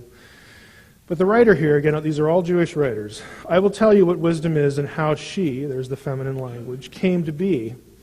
And I will hide no secrets from you, but I will trace her course from the beginning of creation and make knowledge of her clear. I will not pass by the truth. Another chapter, the same writer, same book, says, for wisdom, the fashioner of all things, again, he's getting that from Proverbs, taught me. For she is a breath of the power of God and a pure emanation of the glory of the Almighty. Therefore nothing defiled gains entrance into her. For she is a reflection, and I have a Greek word there that we're going to pick up in a few minutes, apogasma. She is a reflection of eternal light, a spotless mirror of the working of God, and an image of His goodness. Chapter 9. O God of my ancestors and Lord of mercy, who have made all things by your word. Isn't that interesting? You made all things by your word, then he's going to talk about wisdom. And by your wisdom have formed humankind to have dominion over the creatures you have made, and rule the world in holiness and righteousness, and pronounce judgment in uprightness of soul. Give me the wisdom that sits by your throne. That's an odd phrase. Wisdom that sits by your throne. That implies, well, that there's another throne. Kind of wonder if that's the right hand of God. Okay? Do not reject me from among your servants. With you is wisdom. With you, speaking to God again. She who knows your works and was present when you made the world. She understands what is pleasing in your sight and what is right according to your commandments. Send her forth from the holy heavens, and from the throne of your glory send her. There she is at the throne. That's where she's getting her assignment. So she's sent by God right from the throne, that she may labor at my side, that I may learn what is pleasing to you. Chapter 10. Wisdom protected the first formed father of the world. Now this is a reference to Adam. When he alone had been created, she delivered him from his transgression and gave him strength to rule all things. But when an unrighteous man departed from her in his anger, he perished because in rage he killed his brother. It's a reference to Cain and Abel. If you back up a little bit, the Jewish writer is crediting wisdom with the redemption of Adam. Okay? You can see how the lines, if there is a line in at least this writer's mind, between God and wisdom, and his throne, and like the other throne, and the right, all this kind of stuff, they tend to be blurred. They tend to be blurred. Just like, in our thinking, have you ever listened to other Christians, especially when they pray? I don't mean to be critical. This is just an observation because I do it too. We mix the word God and Jesus all the time. It's just a habit. It's just a reflex. Listen to yourself pray or listen to someone else, but you'll do it. You're just bound to do it. We just have it fixed in our mind that they're just interchangeable. Okay, and they are. We know that they're not the same person. I like to say Jesus is but isn't God. And what I mean by that is he is God, but he isn't the Father. There's this thing going back and forth, like how do I parse that? But we have this interchangeability of the names. And you're seeing that right here. Wisdom and God. When the earth was flooded because of him, again, reference to Genesis 6, flood, wisdom again saved it. Way to go, wisdom. When you look back in your Old Testament, you don't see wisdom in Genesis 6 through 9, do you? But again, they're thinking that it's the same as saying Yahweh, so what's the big deal? Steering the righteous man by a paltry piece of wood. Another intertestamental book, Sirach, reads this way. Wisdom praises herself. That's kind of interesting. Isn't God the only entity that should be praised?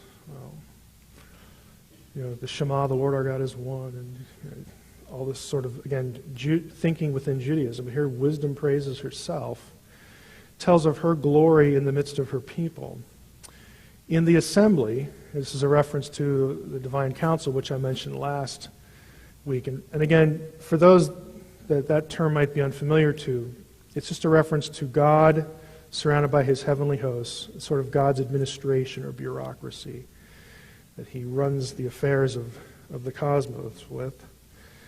In the assembly of the Most High, she opens her mouth, and in the presence of his hosts, she tells of her glory. That's an interesting meeting. I came forth from the mouth of the Most High. Now, wait a minute, I thought the word came forth from the mouth. Again, now we're seeing that blurred. And I'm telling you this deliberately. There's this blurring of wisdom, word, and even God. I came forth from the mouth of the Most High and covered the earth like a mist. I dwelt in the highest heavens, and my throne, you're going to love this, my throne was in a pillar of cloud. Where have we seen that language before? Alone I compassed the vault of heaven and traversed the depths of the abyss. Over waves of the sea, over all the earth, and over every people and nation I have held sway. Before we get there, cut to the chase a little bit. I could produce a lot of texts for you about wisdom more generally. Think of Proverbs. I'm going to use this as an analogy. If you read through the book of Proverbs, and you probably have many times, you may have not even thought about what you were reading in chapter 8, that all of a sudden wisdom is a person that's a co-creator right there at creation. In other words, you didn't have this sort of backdrop to sort of have the radar for that. You probably thought, and for really good reason, and this is accurate as well, that wisdom is about right living. It's about obeying the commandments of God. In fact, wisdom, literature, is the commandments of God. It's God laying out His will.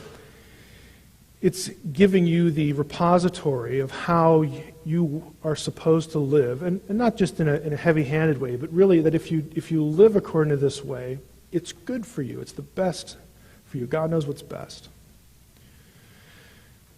The Jews thought of Proverbs that way, and they thought of wisdom that way. In fact, if you really did an in-depth study of this, to the Jew, wisdom was the Torah. Wisdom was the law.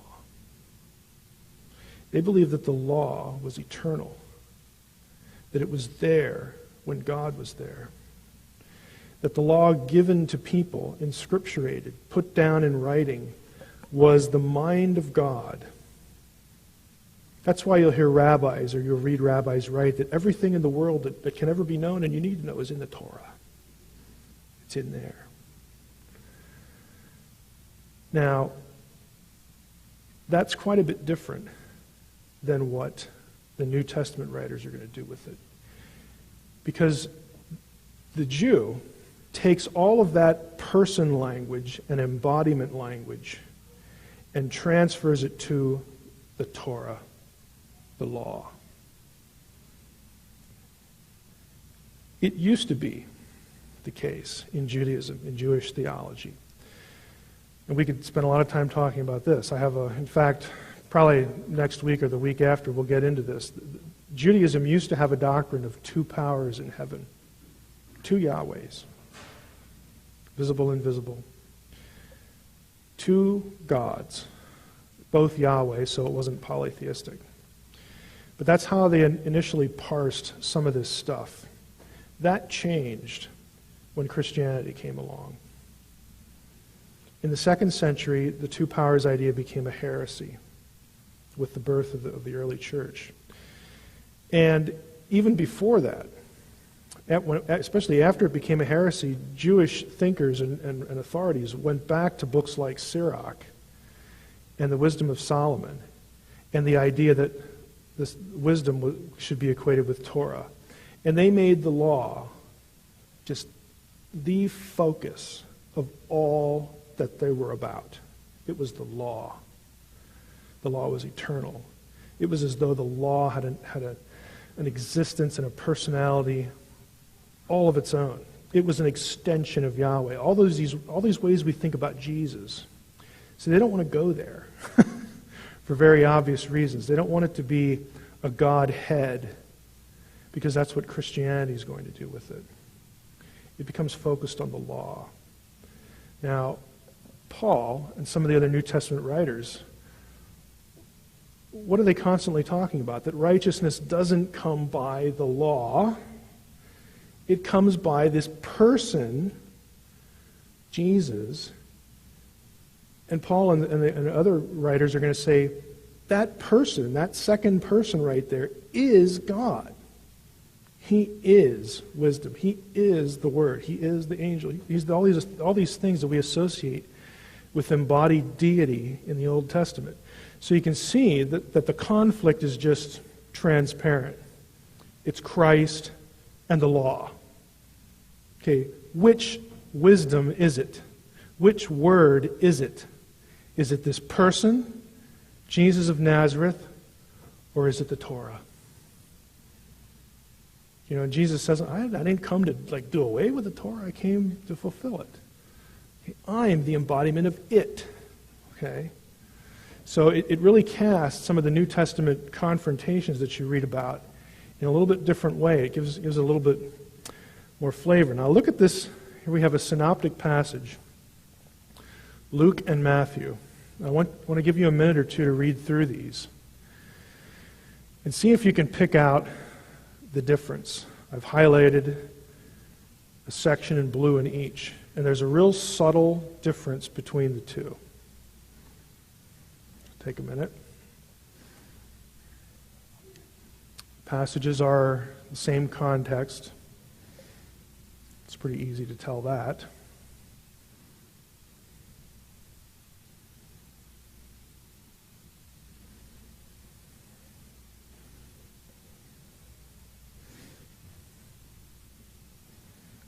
Maybe I should step in the middle here. I don't know where to go. I will go astray here a little bit. What's the difference?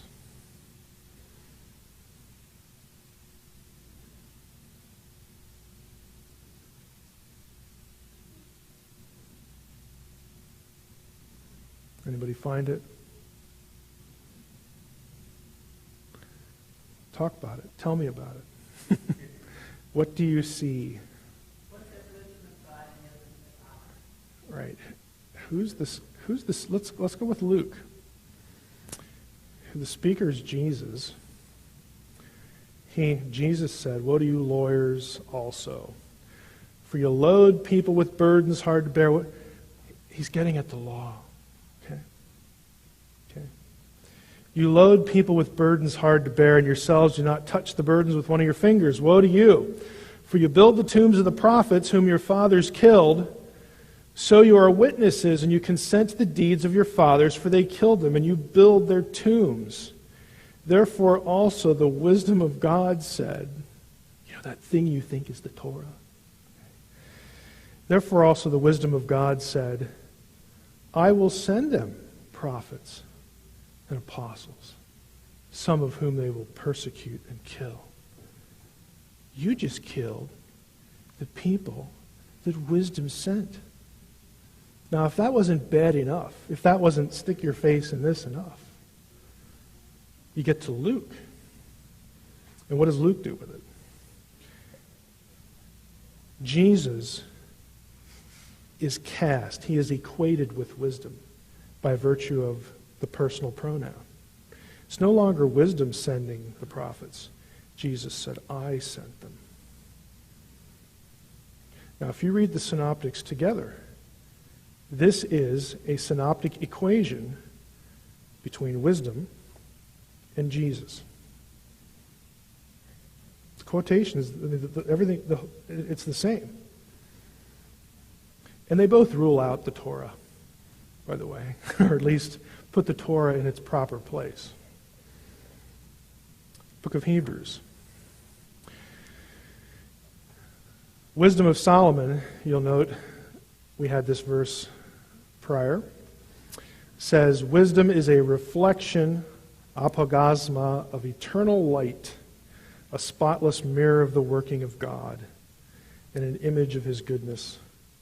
Now the passage below is Hebrews chapter 1, the first few verses. Long ago, at many times and in many ways, God spoke to our fathers by the prophets.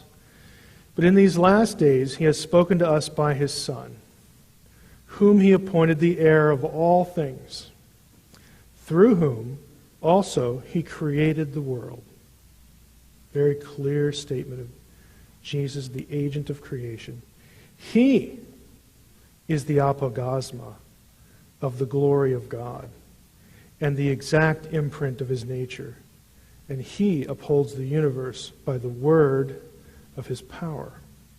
Apogasma in the New Testament is used one time, right here. Now the question is, did Paul pluck that out of his working lexicon of Greek, or is he citing something? I would suggest he's citing or alluding to Wisdom of Solomon 7:26, because Wisdom of Solomon 7:26 is part of the Septuagint, and it's the only place that word occurs. There is no other place for Paul to quote, to get it, than that passage. And again, it is an equation pushing the Torah aside The Torah is not the co-creator. The Torah is not God's agent for everything. Okay? Wisdom is, but wisdom is Jesus. He is the co-creator. Again, drawing to this audience, a very clear equation between the two. Now, I'm going to show you a couple slides, and I'm going to stop. We can talk about some of the heresies that I'll bring up, or we can talk about some of this, but I wanted to leave plenty of time for Q&A. What I just gave you is in kernel form. If anybody asks you, where did the New Testament writers get this? It's the Word and wisdom.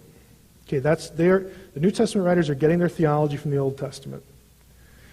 But they're not, and you notice, they're not accepting the interpretation or the spin that Judaism put on it. It's not the law. It's this guy. It's Jesus. Very clear divergence. But yet, the divergence comes from a shared continuity of thought. Okay, they're just taking it a different direction. But that much information has led to a number of things that you will be exposed to on TV, magazines, various, either scholarship or popular culture. And I might as well just, I'm going to say this, how presuppositions, agendas, and imprecise thinking can turn the biblical text toward heresy. Here's the presupposition one. If you read much in archaeology, in the history of Israel, archaeology of Israel, you will come across this idea. Wisdom, sometimes in scholarly literature referred to as lady wisdom or woman wisdom, is the name of a biblical goddess. Now that's in my favorite reference work, DDD, Dictionary of Deities and Demons in the Bible. It's just wonderful. Okay. But I disagree with that. And in the very same article, he has this, same writer. We cannot provide much evidence for the existence of a goddess by the name of wisdom in the ancient Near East. No kidding. Okay, then why did you say that? I'll tell you why he said it, because everybody says it. It's a reflex based on the presupposition that Israel began its journey polytheistically. There just isn't really much evidence for it when it comes to this particular argument. The only possible evidence is the Aramaic Ahikar story, which is much later than the Old Testament. Wisdom, Chokhmah, is of the gods. This is a quote.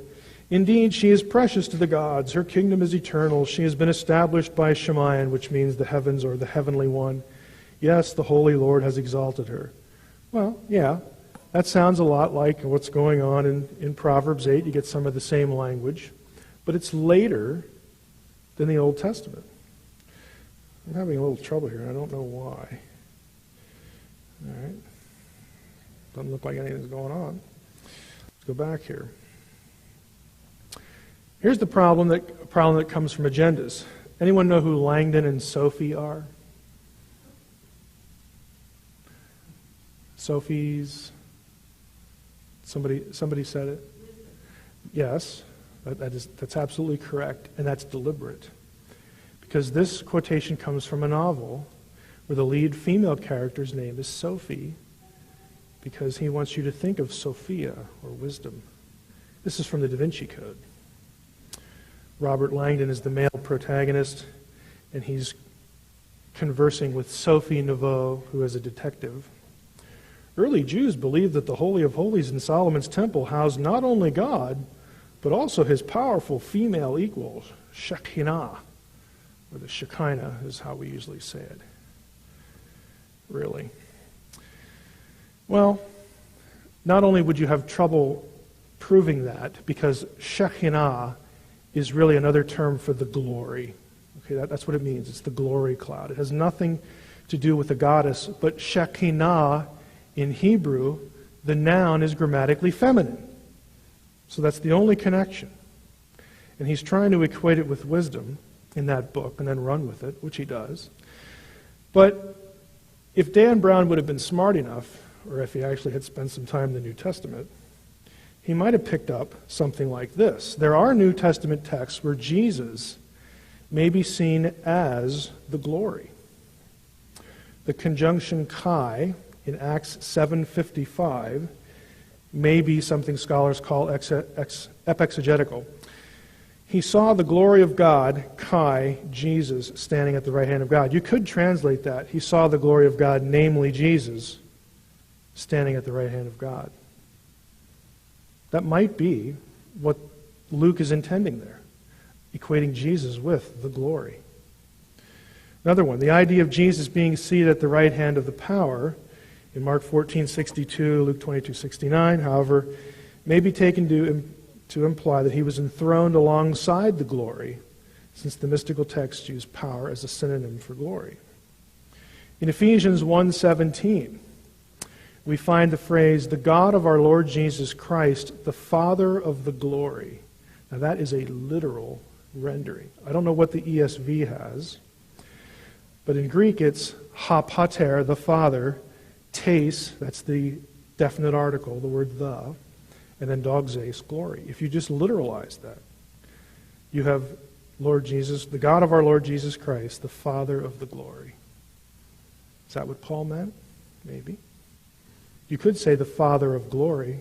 Does that make as much sense as the Father of the glory? I don't know. Could be what Paul's after. This one's more familiar. Titus 2:13 may be translated, the glory of our great God and Savior, Christ Jesus. Here Christ Jesus may be the glory of our great God and Savior.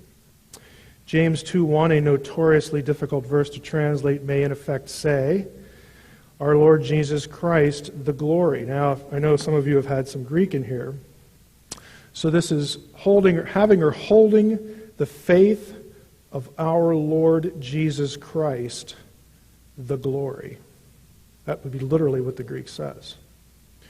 Now, I think the ESV has holding fast the faith of our Lord Jesus Christ, period.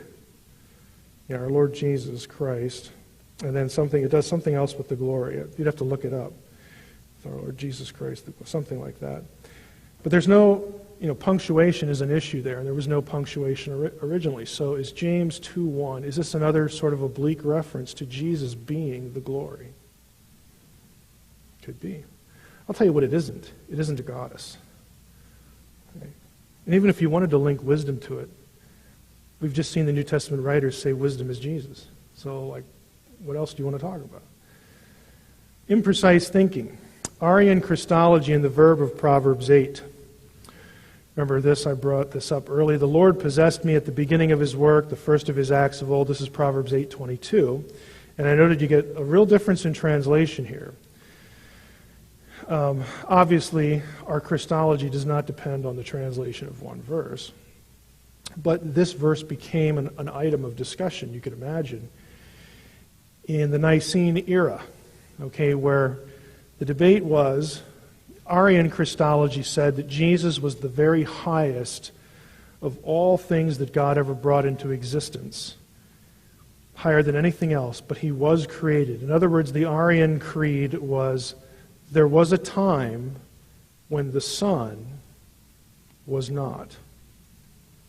Whereas Orthodox theology, what came out of the Nicene Creed, said, no, there wasn't a time when the Son was not. The Son is eternal. And Proverbs 8 became a focus of this because it's like, well, look, if Jesus is wisdom, here you have this verb. In Hebrew, it's kana. Just want to see if this will open here. Hebrew is kana, and it actually does have a very wide range of usages. My software here. There is, notice number 1 and number 2. This lexicon believes that there are two kanas, they're homonyms. Hebrew has homonyms just like English does, just like any other language does. And you'll notice some of the options. Kana can mean acquire. It's used of acquiring a field. Kana, a field. It's used of buying, purchasing. Buy as a wife. God redeemed. It can be used for that. Again, there's an exchange there. Down here with this kana, it can mean create. Genesis 14. God is called, El Elyon is called the Kana'er, the Kana, the creator of heaven and earth. So it means create there. And a few other passages. And Eve says, I have kanad a man with the help of the Lord. So produced, given birth to. Loosely created, okay, obviously. It's new life. So this became a real focus of debate. And I like to think of it this way. All of those are legitimate translations, but you have to translate in context. And what's the overall context? With wisdom, you see the ESV has possessed. That comes from the acquired idea. I don't really like that one because it implies that there was a time when God didn't have wisdom and he had to either possess it or keep it in, like it was kind of escape. Brought forth is kind of nice language. God had wisdom and he brought it forth when he needed it to use it, the agent of his creation. What they really came down to was the difference between being born and being begotten. Now, in our parlance, we don't really distinguish that. But the language of the day, they did. I like to say it this way. Is wisdom eternal or not? Okay, wisdom is you look at Proverbs, it's an attribute of God that gets personified, as we've just seen tonight in Proverbs 8 and elsewhere. So I think the question should be as to which is the right translation should take this into context. Was there ever a time when God lacked wisdom? And if there was, then my next question is, how was he still God? In other words, you have a God who doesn't have wisdom at some point. That doesn't make much logical or theological sense. And that was the view, that was really the question, the issue that won the day at Nicaea, because we can't have God not having wisdom. Wisdom has to be eternal because God's eternal. How can it be an attribute of God and it isn't eternal? Because if he didn't have it, then he wouldn't be God. It doesn't make any sense. And so Athanasius championed that explanation. And so that he became in history the articulator of what we have as Orthodox Christology now. And you have to match that against a whole lot of other verses that do talk about Jesus being an eternal being. Okay? All these Godhead verses and whatnot. So the context is full and it's there. It's not contrived.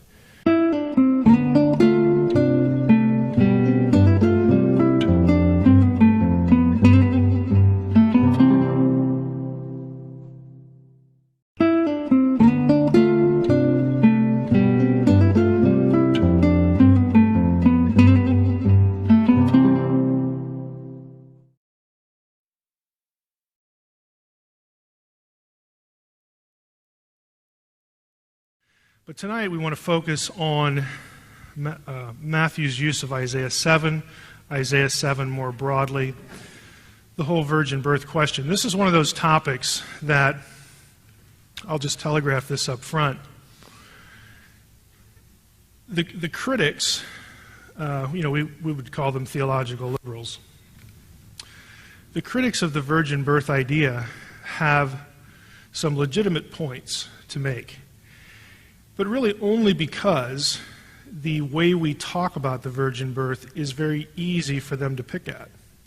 I filed this topic in my folder that is titled Affirming the Obvious but then Extrapolating to the Unnecessary. And that is what theologically liberal critics do with a lot of what we're going to talk about tonight. I'm going to show you where their thinking comes from. And in many respects, their thinking is rooted in the text. But like I said, it's affirming the obvious, what's there, and then extrapolating to the unnecessary because of their presuppositions. So here's Isaiah 7. I want to take a little time for you to read through it. I'm going to read through it. You can follow along. I'm going to try to do this for the sake of the audio.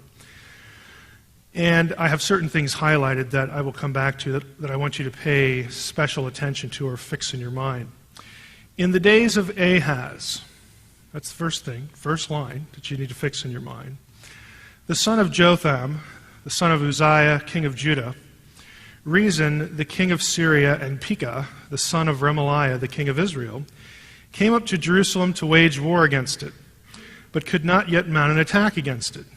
When the house of David was told, Syria is in league with Ephraim, the heart of Ahaz and the heart of his people shook as the trees of the forest shake before the wind. And the Lord said to Isaiah, "Go out to meet Ahaz, you and Shear-Yashuv, your son, at the end of the conduit of the upper pool on the highway to the washer's field." So here we are. We're in a specific point of time, the reign of King Ahaz in Judah, which is the 8th century BC, 700s for round numbers. And he's under threat. The narrative continues, "And say to him," Isaiah, say to Ahaz, "Be careful, be quiet, do not fear, and do not let your heart be faint because of these two smoldering stumps of firebrands." It's very pejorative against the enemy. Don't worry about these two smoldering stumps at the fierce anger of Rezin in Syria and the son of Remaliah, because Syria, with Ephraim and the son of Remaliah, has devised evil against you, saying, "Let's go up against Judah and terrify it, and let us conquer it for ourselves, and set up the son of Tavael as king in the midst of it." That was their threat. And God says, "Don't worry about that," says the Lord God. "It shall not stand. It shall not come to pass. For the head of Syria is Damascus, and the head of Damascus is Rezin. And within 65 years, Ephraim will be shattered from being a people." You're not even going to have to worry about him anymore. Ephraim, of course, is the northern kingdom, also in the Old Testament known as Israel. This is after the kingdom has split into two. The monarchy is divided, 10 tribes in the north, 2 tribes in the south. The 10 northern tribes, northern kingdom, are referred to as Israel or Ephraim or Samaria in your Old Testament. So when you see those terms in books of the Old Testament after the death of Solomon, that's what it's talking about, that northern kingdom. 65 years from now, northern kingdom is going to be history. And the head of Ephraim is Samaria, and the head of Samaria is the son of Remaliah. If you are not firm in faith, you will not be firm at all. And again, the Lord spoke to Ahaz, "Ask a sign of the Lord your God. Let it be deep as Sheol or high as heaven." So Ahaz is threatened. God says, "Isaiah, come here. I got a message for you to deliver to King Ahaz. Tell him not to worry. It's not going to happen. He's going to be okay. And if he's a little dubious of that, a little nervous, tell him to ask for a sign." And it can be anything. Sheol, the lowest, up to the highest heavens. Tell him to ask for a sign. But Ahaz said, "I'm not going to do that. I will not ask, and I will not put the Lord to the test." Now, whether he was being really pious here or not, we don't really know. This might be out of piety that he's saying, "I'm not going to do that." And he said, God said then, through Isaiah, "Hear then." Okay, you're not going to ask for a sign? Okay. "Hear then, O house of David." It's a reference to the dynasty of which Ahaz is a part. "Hear then, O house of David, is it too little for you to weary men, that you weary my God also? Therefore, the Lord himself will give you a sign. Behold, the Almah," translated here in the ESV as virgin, "behold, the virgin shall conceive and bear a son, and shall call his name Emmanuel. He shall eat curds and honey when he knows how to refuse the evil and choose the good." So by the time this child is old enough to eat solid food and know the difference between right and wrong, again, it's within that 65-year range.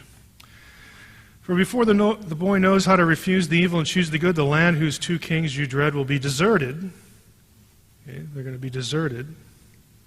And again, in 65 years, they're both going to be toast, as we read before.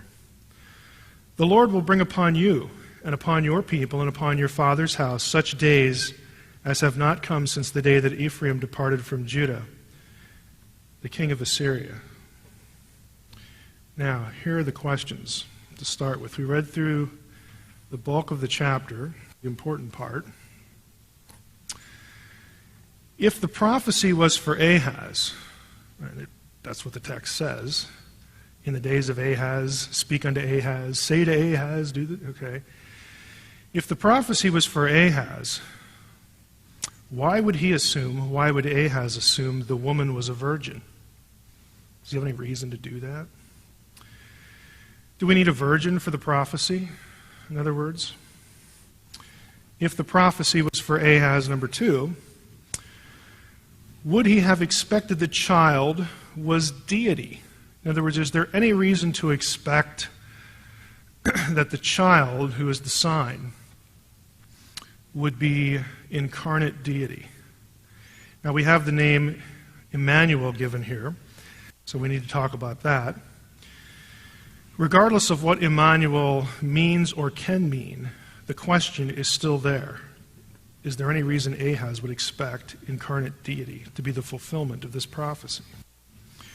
Third, does the word translated virgin, alma, mean virgin? Or does it mean something else? Like the RSV has young maiden. It's a very common translation. 4, if the prophecy was fulfilled in Isaiah's, and of course Ahaz's own day, if it was fulfilled in their lifetimes, how could Matthew quote it as referring to Jesus? Okay, those are the 4 fundamental questions. And I think you can already see that if someone wanted to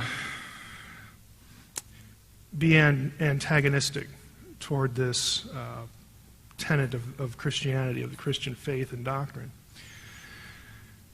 critical of the virgin birth, it's pretty easy to do that. Because all you got to do is go back to Isaiah 7 and read it and ask these questions and say, now you tell me when the prophecy was supposed to be fulfilled and who it was for. And it's very easy to sow the seeds of doubt about what Matthew's doing. You know, it's easy for us, on the other hand, to say, well, you know, God just told him, you know, hey, that prophecy over there, you need to apply that to Jesus. And in the context of inspiration, there's nothing wrong with that, but it doesn't actually answer the other questions, is the point. So, we get websites like this. A religious Santa Claus tale from BeliefNet. I know you're probably thinking we ought to call that UnbeliefNet, but it is BeliefNet. BeliefNet is it's not a Christian site, it's pretty much a kind of a hodgepodge of spiritual anything.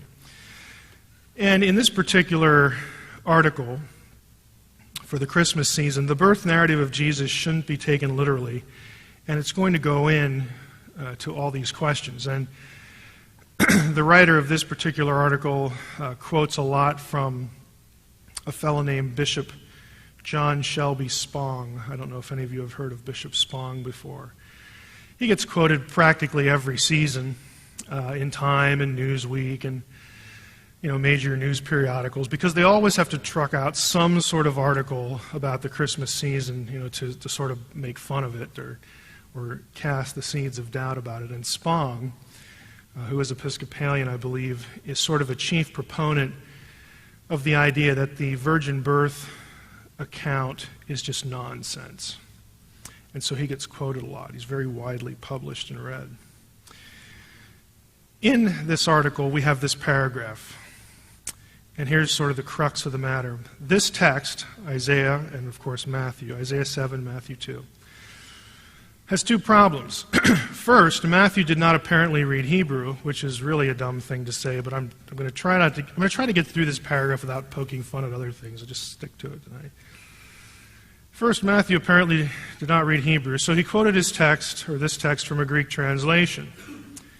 If he had gone to the Hebrew original, he would have discovered that the word virgin is not in the book of Isaiah.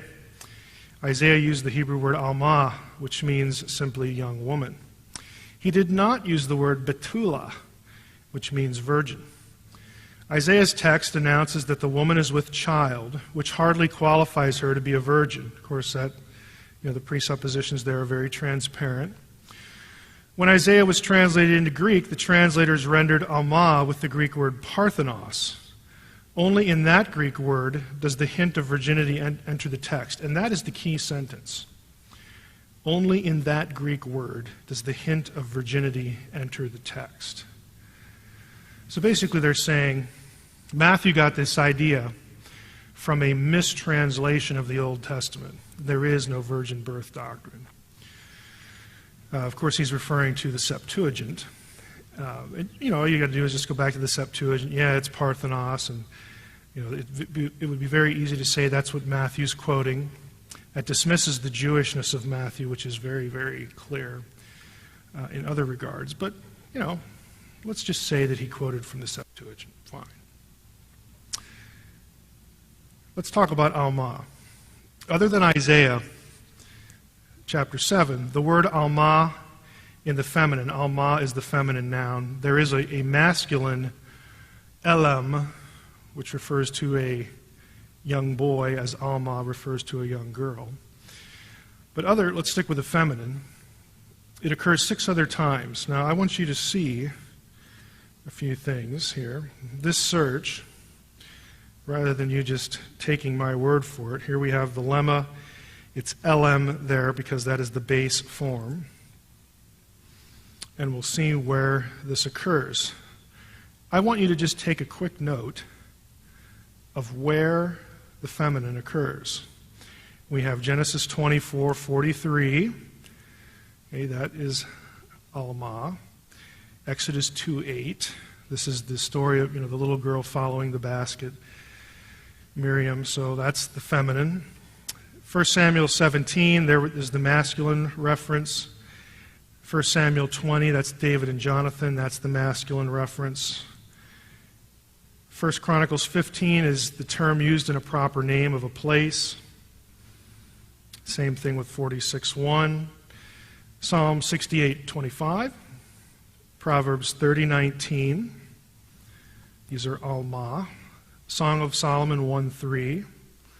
Alma. Song of Solomon 6:8. Alma. There's Isaiah 7:14. And Ezekiel 22:26 is sort of a verbal use of the term. So you don't have very many occurrences of Alma. Now, here's the question. We're going to go back to the verse. Is there any indication in all the occurrences of sexual status?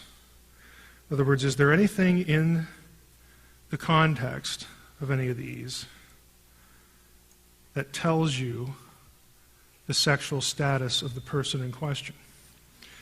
Now you can write them down. You can look through them as I go through the presentation here. The answer to that question is no, with one exception. The exception is Song of Solomon 6:8. There are 60 queens, 80 concubines, and virgins without number.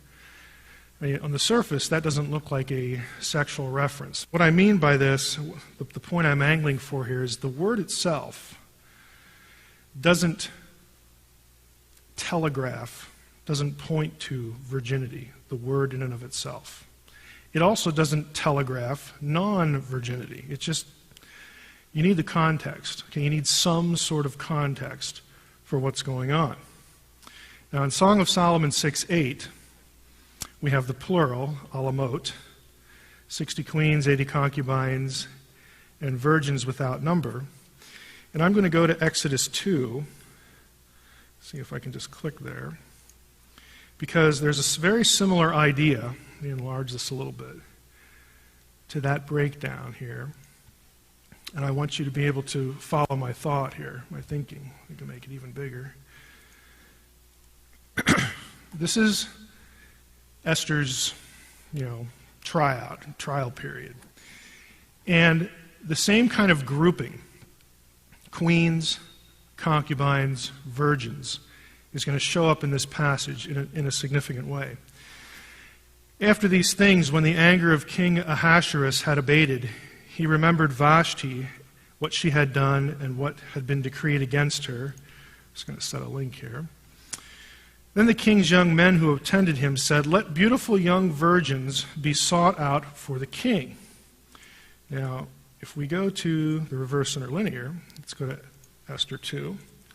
Again, I'm doing this because I don't want anybody who's watching the video later to just take my word for it. I'm going to show you the Hebrew underneath. Okay, the king's young men who attended him, let beautiful young virgins be sought out for the king. Here, for the word virgins, is betula. Now that is the word, if you remember the quote from BeliefNet, where the writer said, Isaiah didn't use betula, he used alma. Betula is the word for virgins. Betula is a more precise word for virgin. Now, even in some context for betula, it's not clear what the status is, but there are certain instances of betula. For instance, some of the laws in Leviticus and Deuteronomy, where it's very clear that the betula has not known a man. Okay, again, the familiar reference, the familiar euphemism for sexual intercourse. So there's a point to be made there. And we have na'ara. So we have na'ara and betula, young virgins, beautiful young virgins. In verse 2, we read on, let the king appoint, let me set that again. Let the king appoint officers in all the provinces of his kingdom to gather all the beautiful young virgins, there we have it again, betula, na'ara, to the harem in Susa, the capital, under custody of Haggai, the king's eunuch, who's in charge of the women. Let their cosmetics be given to them. Let the young woman, singular, na'ara, who pleases the king, be queen instead of Vashti. Again, you're probably familiar with the Esther story. This pleased the king, and he did so. Now there was a Jew in Susa, the citadel, whose name was Mordecai, the son of Yair, son of Shimei, son of Kish, a Benjamite, who had been carried away from Jerusalem among the captives, carried away with Jeconiah, king of Judah, so on and so forth. He was bringing up Hadassah, that is Esther, the daughter of his uncle, for she had neither father or mother. The young woman, the Na'arah, had a beautiful figure and was lovely to look at. So he's, we'll try Esther out. So when the king's order and his edict were proclaimed, when many young women, Na'arah, were gathered in Susa, the citadel in custody of Haggai, Esther goes into the custody of Haggai. Esther was also taken to the king's palace, put into the custody of Haggai, who had charge of the women. And the young woman pleased him and won his favor. And he quickly provided her with her cosmetics, her portion of food, all the stuff she needed. Esther had not made known her people or kindred, for Mordecai had commanded her not to make it known. Every day Mordecai walked in the front of the court of the harem to see what was going on, how everything's going. Now when the turn came for each young woman, Na'arah, to go in to King Ahasuerus, after being 12 months under the regulations for the women, since this was the regular period of their beautifying, 6 months of oil of myrrh and 6 months with spices and ointments from women. Look, these were not ugly women. They didn't need 6 months for this. What was the 12-month trial period for? See if they're pregnant. Okay? Easy test. We'll just keep you here for 12 months. Can't fake your way out of that. All right? When the young woman went into the king in this way, she was given whatever she desired to take with her from the harem to the king's palace. In the evening she would go in, and in the morning she would return to the second harem. She doesn't go back to the same group. In custody of Sha'ashgaz, different custodian, the king's eunuch, who was in charge of the concubines. Esther is now no longer a virgin. She is a concubine. She started out as a betula. Na'arah is all over the place. Okay, that just means young woman. She starts out with the virgins. She's there 12 months. Has her night with the king, the tryout, as it were. Because this is what kings did. Okay, you didn't make the rules if you were the woman. Next morning, she goes to a different location, under a different guard, because now she belongs with the concubines. She would not go into the king again unless the king delighted in her, and she was summoned by name. Go in unto the king. Okay, again, it's the language of euphemism for sexual activity. Now let's take a look here. We've got virgins, concubines, and we're trying to find a queen. So we have the same idea that when it comes to the harem, remember Song of Solomon 6:8? We're talking about Solomon the king. Okay, he's talking about the members of the harem, how his beloved is like better than any of them, better than any of the queens, any of the concubines, any of the alamot. Third category. Now, conceptually, the alamot there would be virgin. Alma would be virgin in that context. With that, again, the cultural mirror imaging going on here. That's why Song of Solomon 6:8 sort of gives you a sexual status context. You look at it, what's going on in Esther, you sort of get the cultural flavor for it, but it's not really airtight. Okay? We have to be honest there. It looks like Alma there is a virgin. But let's go back here and take a look at some of the other terms here. And particularly, I want to show you Betula. So let's click on that. Search for where Betula occurs. Now, little quiz. See who's paying attention. There's one hit in this list that's really, really important because you've seen it before. Which one is it? 24:16.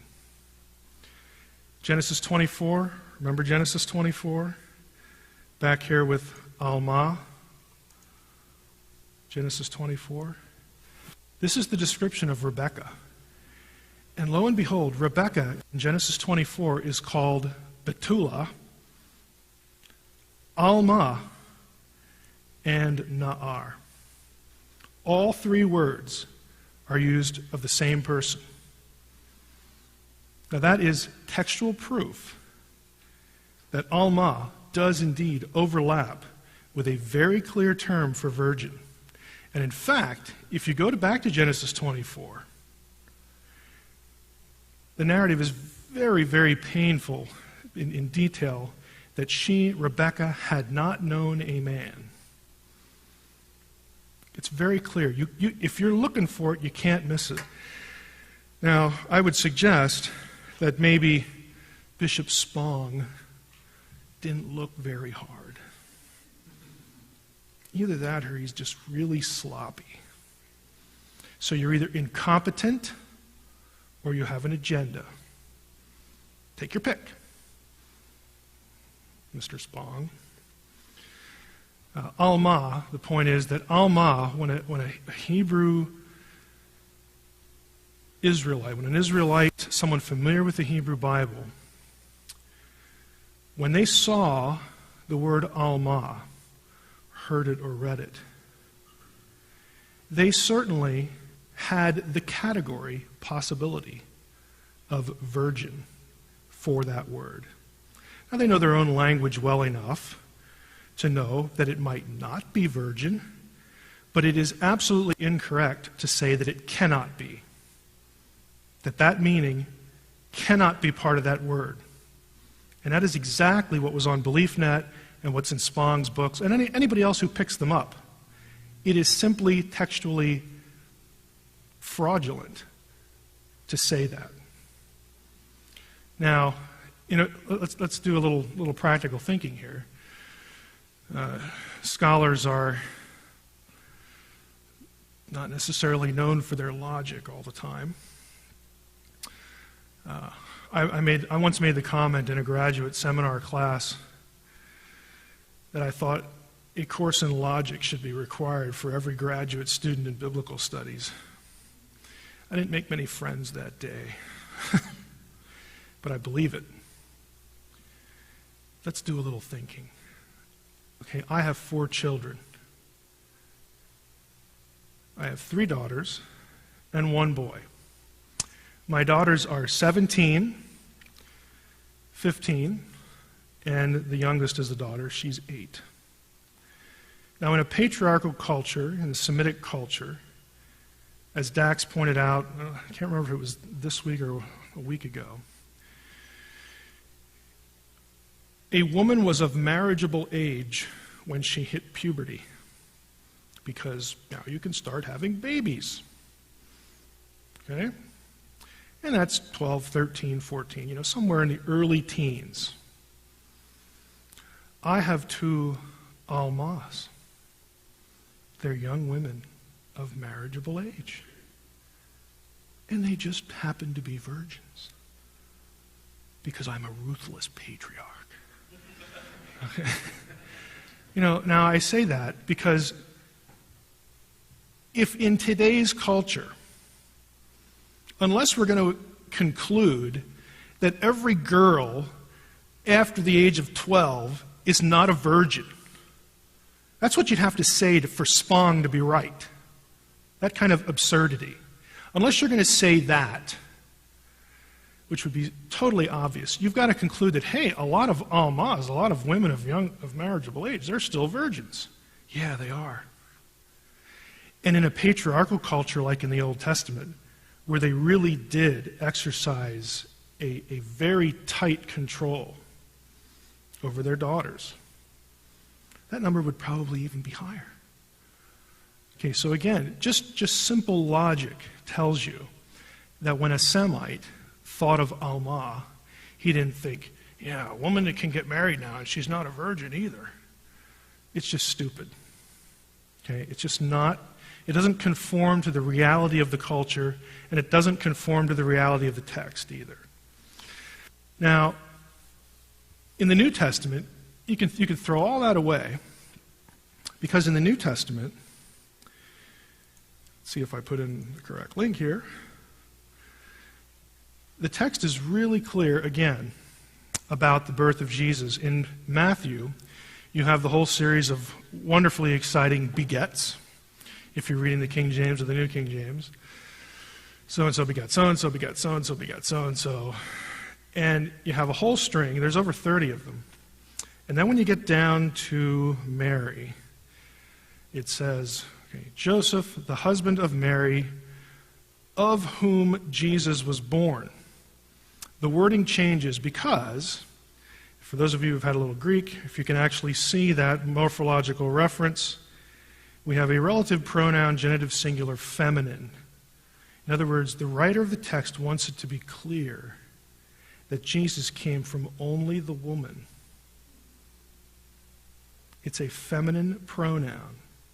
It's not the male begat so-and-so, like it is the other 30 sometimes. When you get here, the whole thing switches. Of whom? Of her Jesus was born. Okay, you just really can't get. I mean, honestly, if I wanted to make the point that Jesus only came from Mary, I really don't know any other way to make it that explicit. I mean, right down to the little particle that you're using in Greek so that you can't miss it. There's no ambiguity. Okay, that's how detailed the writer's being.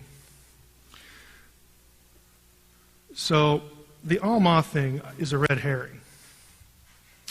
Certainly can mean virgin. Now, doesn't necessarily mean that Ahaz would have thought of that, or that the original prophecy was about a virgin.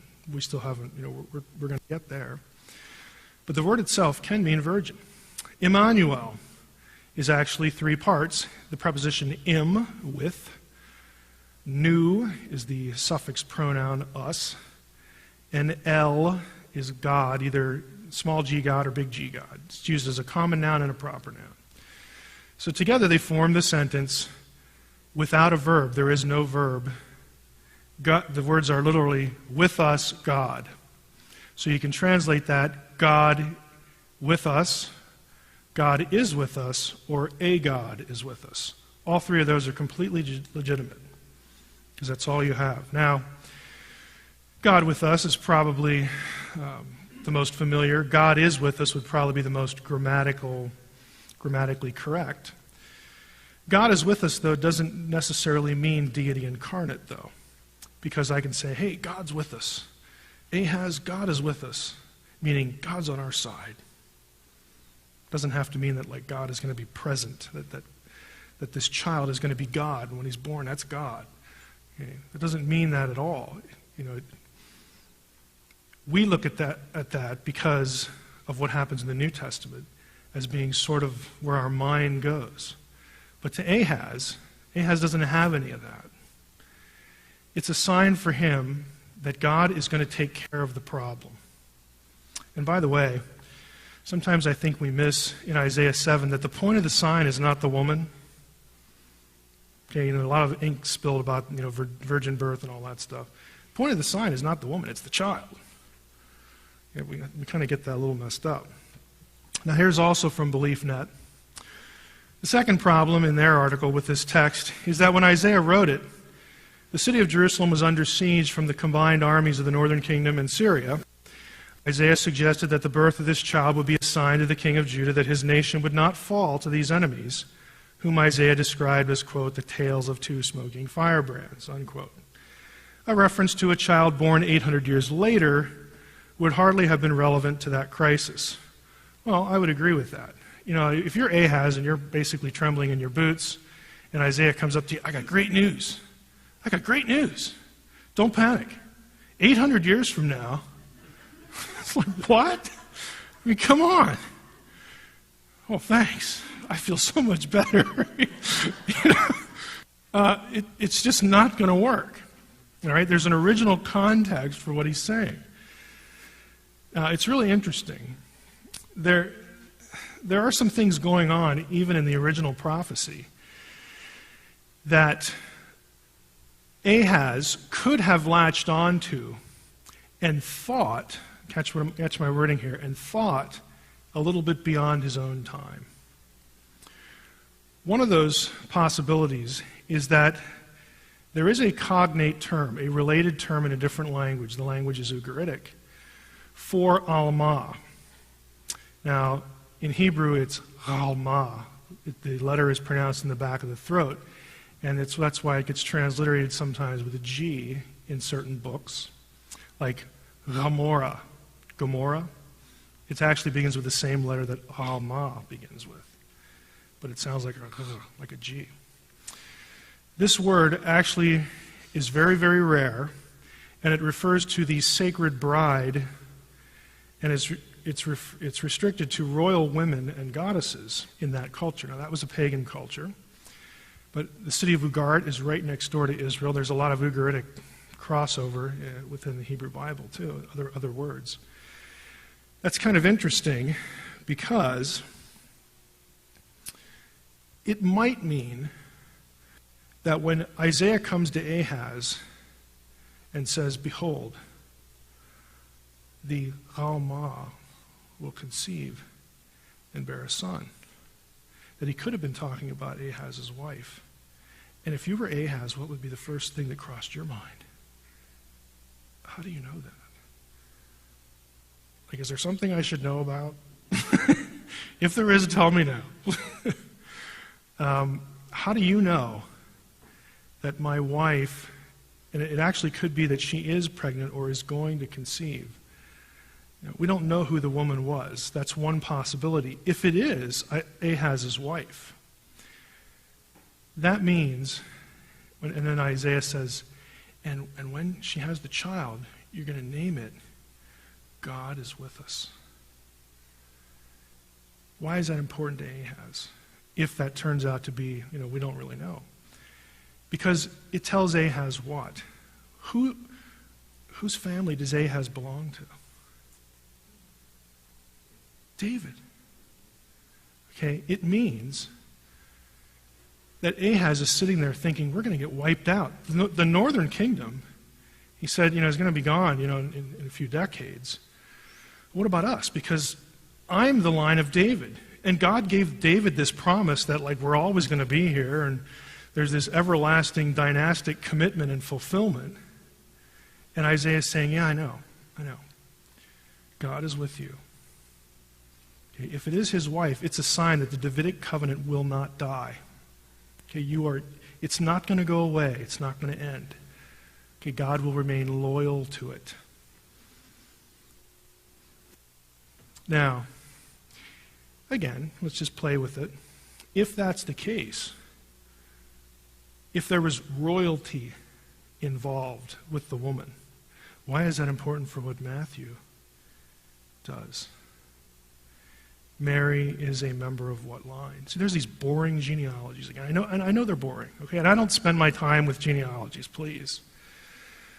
Don't think that of me. But there is a point to them. Mary is also in the line of David.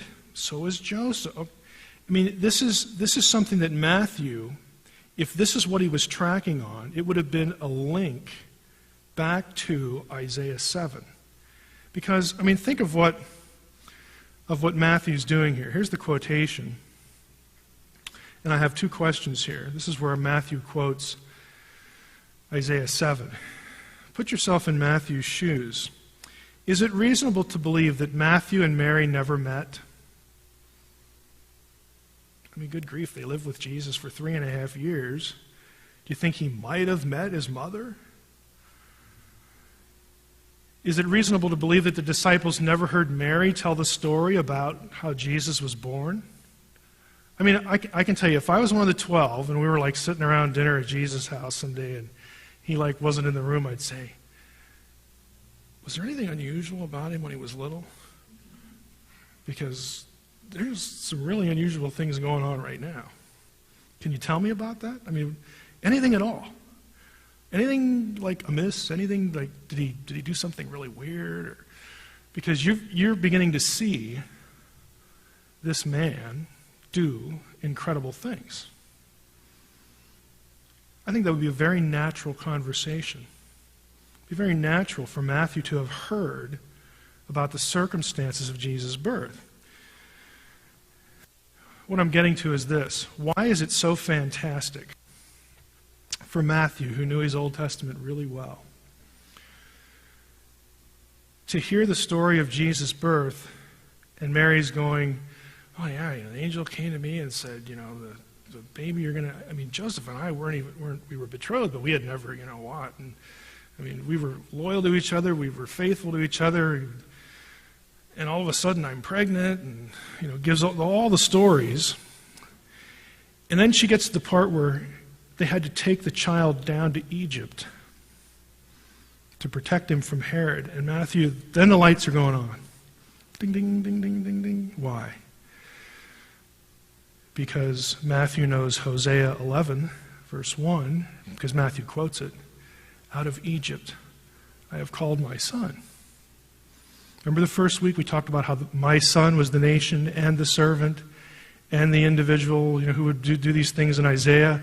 And he starts thinking about Isaiah, and it's like wow, Davidic dynasty out of Egypt, really, virgin birth, holy cow, virgin birth. Well, that's just like Alma. I mean, it's not quite the same, but it's there's an analogy there. Look what God was up to. I'm going to put this down. Okay, there is such a thing as fulfillment of prophecy by analogy. Too often, we have been trained to think that prophecy works one way. Old Testament guy says A, describes it in a few sentences with specific nouns and verbs. And then the New Testament, well, A has to happen exactly the way A is described. There is no fulfillment, so we got to look for all these literalisms and every word has to. Hey, if you spend any time in prophecy, that just doesn't happen that often. Most of the time there are analogous situations.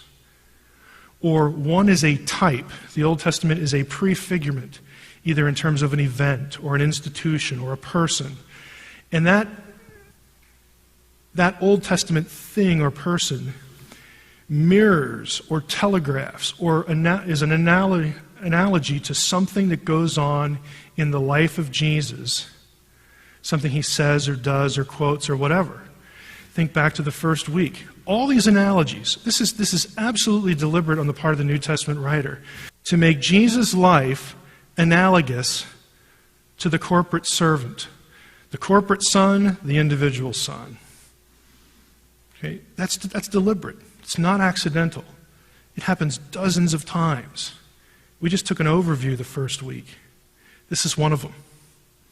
So for people to say, well, Matthew was just misunderstood Isaiah, just misinterpreted it, he just wasn't very scholarly, and come on.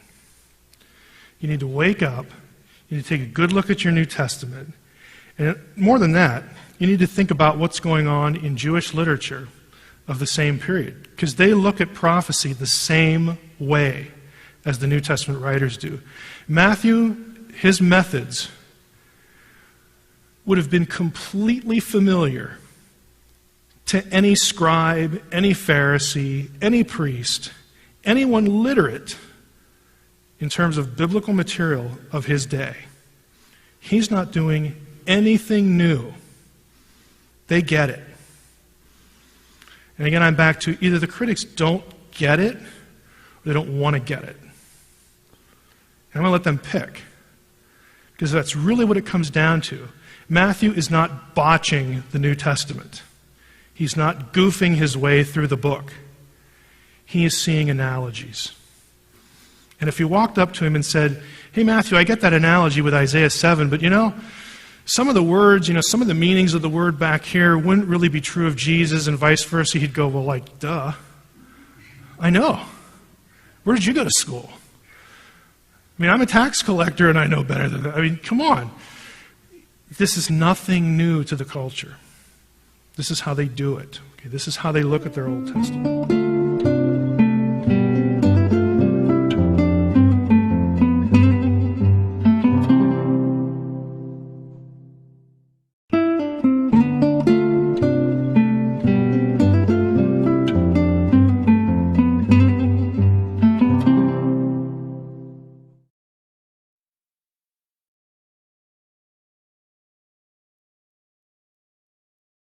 So if your head spins, you can always watch the video. You can always get the slides from Dax or Dale. But this is a topic I had planned to do, and then I think it was the first week I mentioned the idea of two powers in heaven and two Yahwehs. And that prompted a question afterwards, like, what in the world are you talking about?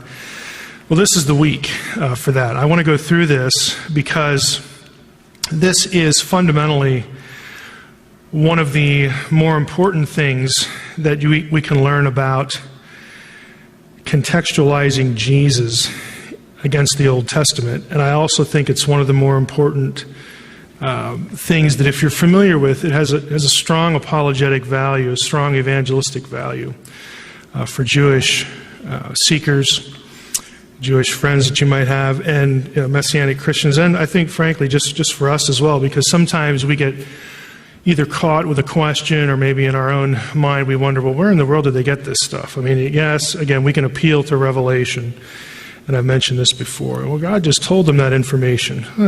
No kidding. God can do that. But there's a lot to be said for continuity between the Testaments, and I think this is one of the most striking examples of it.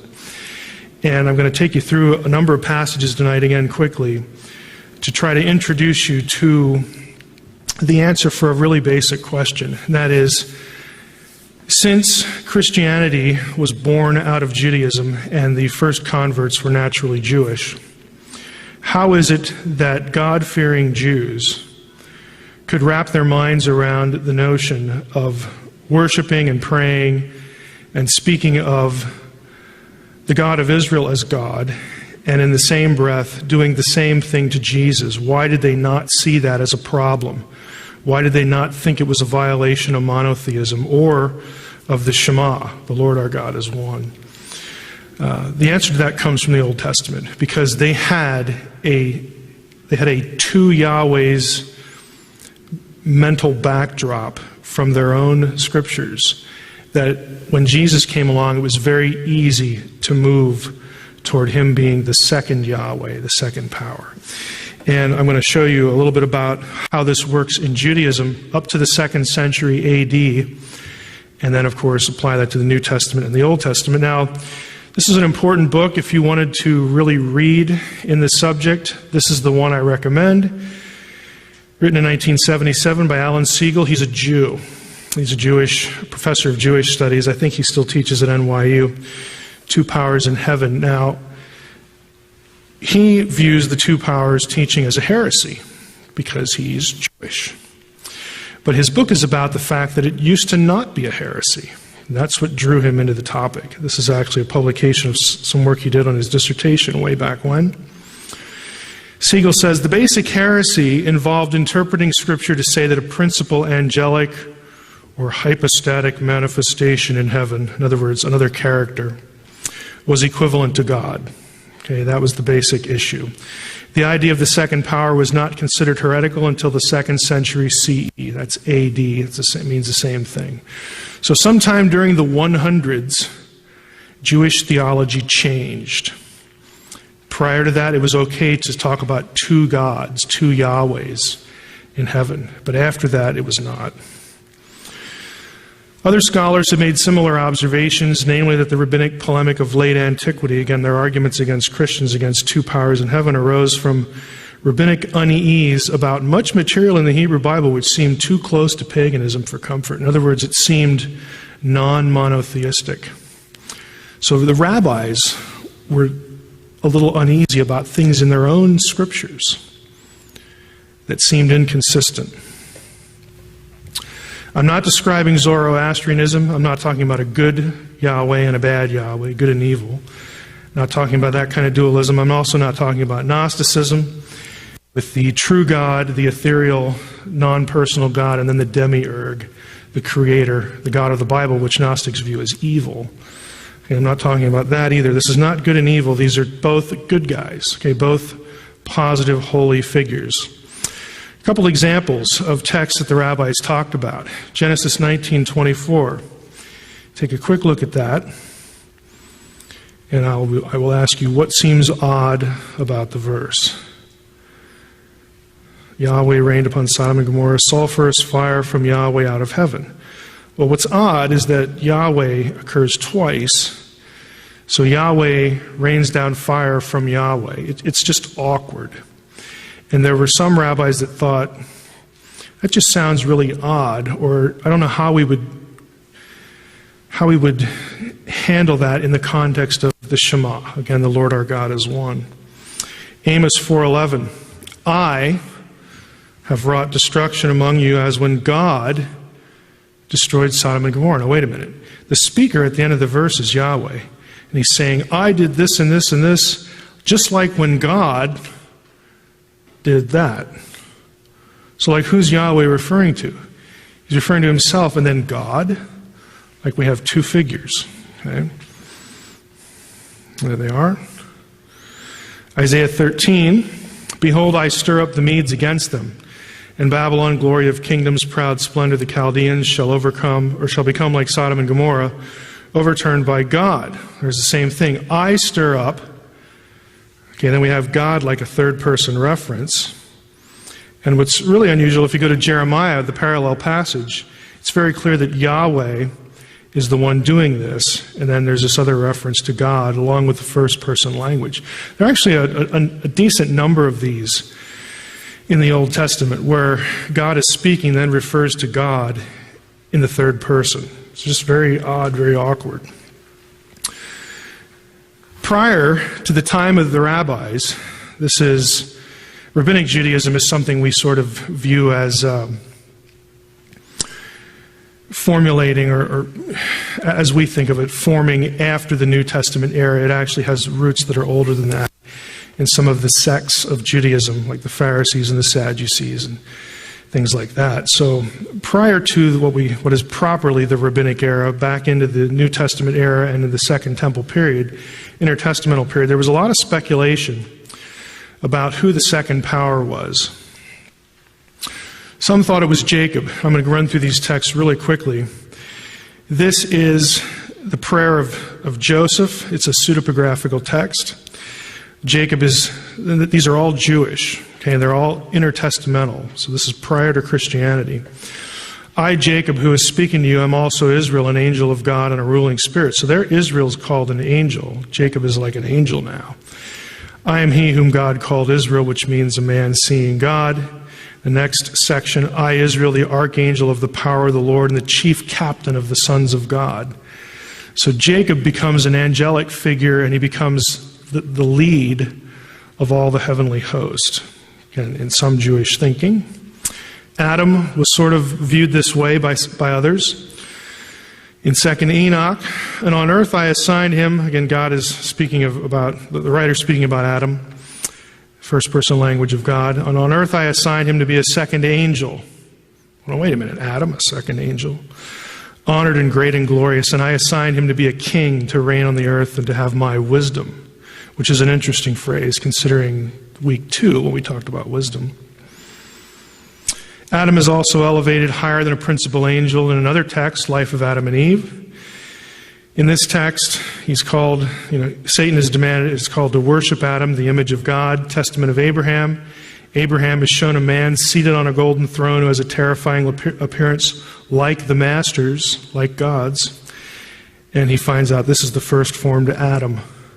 So Adam becomes this exalted sort of number 2 or right there with God kind of figure. Enoch himself, in one text, gets sort of taken to heaven, like we have, in the language of Ezekiel, some of these visionary experiences of biblical characters. Enoch, in the book of 1st Enoch, this happens to him. And he says, he falls on his face before the Lord of spirits. I saw countless angels, with them the Ancient of Days. Again, that's right out of Daniel. Then an angel came to me and greeted me and said to me, you son of man. Okay, right there, you can see there's something going on, because if you're familiar with Daniel 7, which we discussed a couple of weeks already, in Daniel 7 you have the Ancient of Days, who's the enthroned God, and then the Son of Man comes to him, something like a human being comes to the Ancient of Days, and under that human one is given the everlasting kingdom. Well, here in 1st Enoch, Enoch becomes the Son of Man, which is, of course, a title that Jesus has in the New Testament. But this is before the New Testament. He says, you, Son of Man, who are born in righteousness, and so on and so forth. He says, Enoch, don't be frightened. Stand up, stand in front of my face forever. The Lord said to Michael, go and extract Enoch from his earthly clothing and get rid of that flesh stuff, and anoint him with my delightful oil and put him into clothes of my glory. And at the end, Enoch says, I looked at myself and I had become like one of his glorious ones. So even Enoch himself, in the book that bears his name, becomes this sort of exalted figure right there with the enthroned Yahweh. Moses, this is an interesting passage. On Sinai's peak, Moses, saw what seemed a throne. Those are familiar biblical passages. I made approach and stood before the throne. He handed over the scepter and bade me mount the throne and gave me the crown. Then he himself withdrew from off the throne. Now, if you have some Jewish thinkers and religious authorities in between the Testaments viewing Moses to this level, it makes it kind of interesting when Paul and Jesus and other New Testament writers are making a contrast between Jesus and Moses, between the gospel and the law. Again, you have this sort of friction that's just going to happen. But for some, Moses was like a second deity. Other people thought it was angels, not humans who become angels or humans that just get to sit on the throne. Some people thought it was Michael. Michael is called in Daniel the chief intercessor for Israel. And in the Testament of Dan, another pseudepigraphical book, now fear the Lord, my children, be on guard against Satan and his spirits. Draw near to God and to the angel who intercedes for you, because he is the mediator between God and men. Sounds a lot like 1 Timothy, doesn't it? Okay, but in this case, that mediator is Michael. There's a little bit of a rabbit trail. One of the traditions in Seventh-day Adventism is to identify Michael with Jesus. And it's because of, maybe passages like this. I don't know how much awareness there is of it, but there's a whole body of tradition that creates and argues for and articulates similarities between Jesus and Michael, and it's because of this number 2 position. Yahoel is an angel that gets a name in pseudepigraphical literature. You'll notice the name Yah, it's short for Yahweh, that actually occurs in the Old Testament. El, of course, another name for God. So we have an angel that bears two divine names. And Abraham is commanded to worship God in one text. And here, Yahoel appears to be the God of Israel, because look at all these titles: Eternal One, Mighty One, Holy El, God, Autocrat. You get to the verse 13, El, Yael. Okay. But you have other passages that sort of muddy those waters. The same figure appears in life of Adam and Eve. They, the angels, came to God and said, Yael, eternal King, command that fragrant incenses from paradise be given to Adam. Here, Yael or Yahoel looks like the God of Israel. But here, in a third passage, they're distinguished. I heard the voice of the Holy One speaking.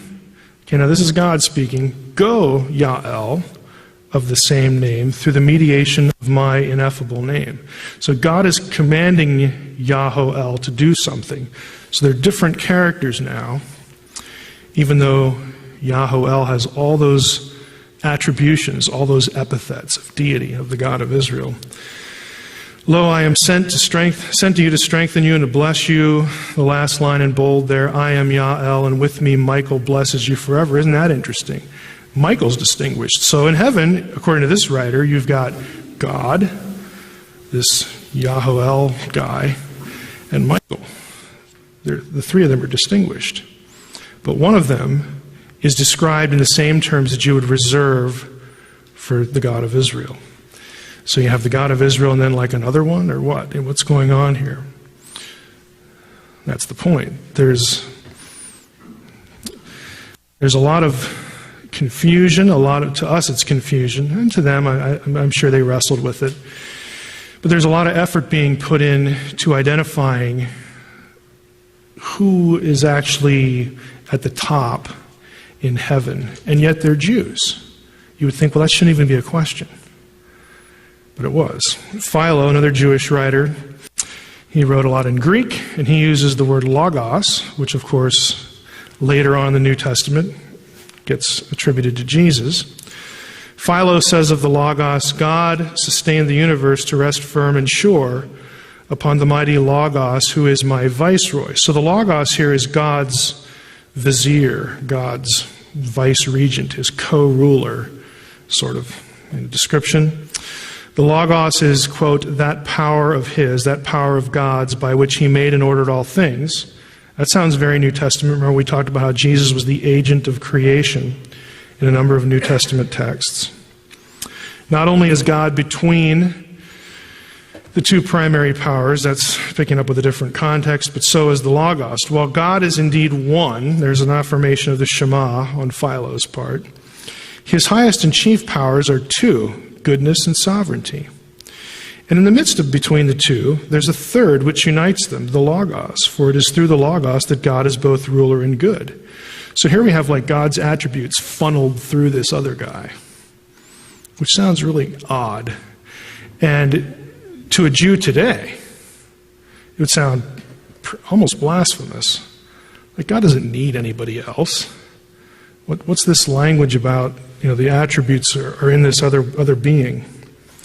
Philo also refers to the Logos as God, theos. He uses the term deuteros theos, the second God. And he refers to there being two gods, a synonym for two powers in Jewish thought. That's a quote from Siegel, citing Philo's writings. So what I want you to see here is that these are Jews. None of these people, none of these writers, none of these books were ever anathematized as heretical. This was a commonly accepted speculation about who is at the top in the heavenly realm because of something we will see in a moment. Because of certain things that are going on in the Old Testament.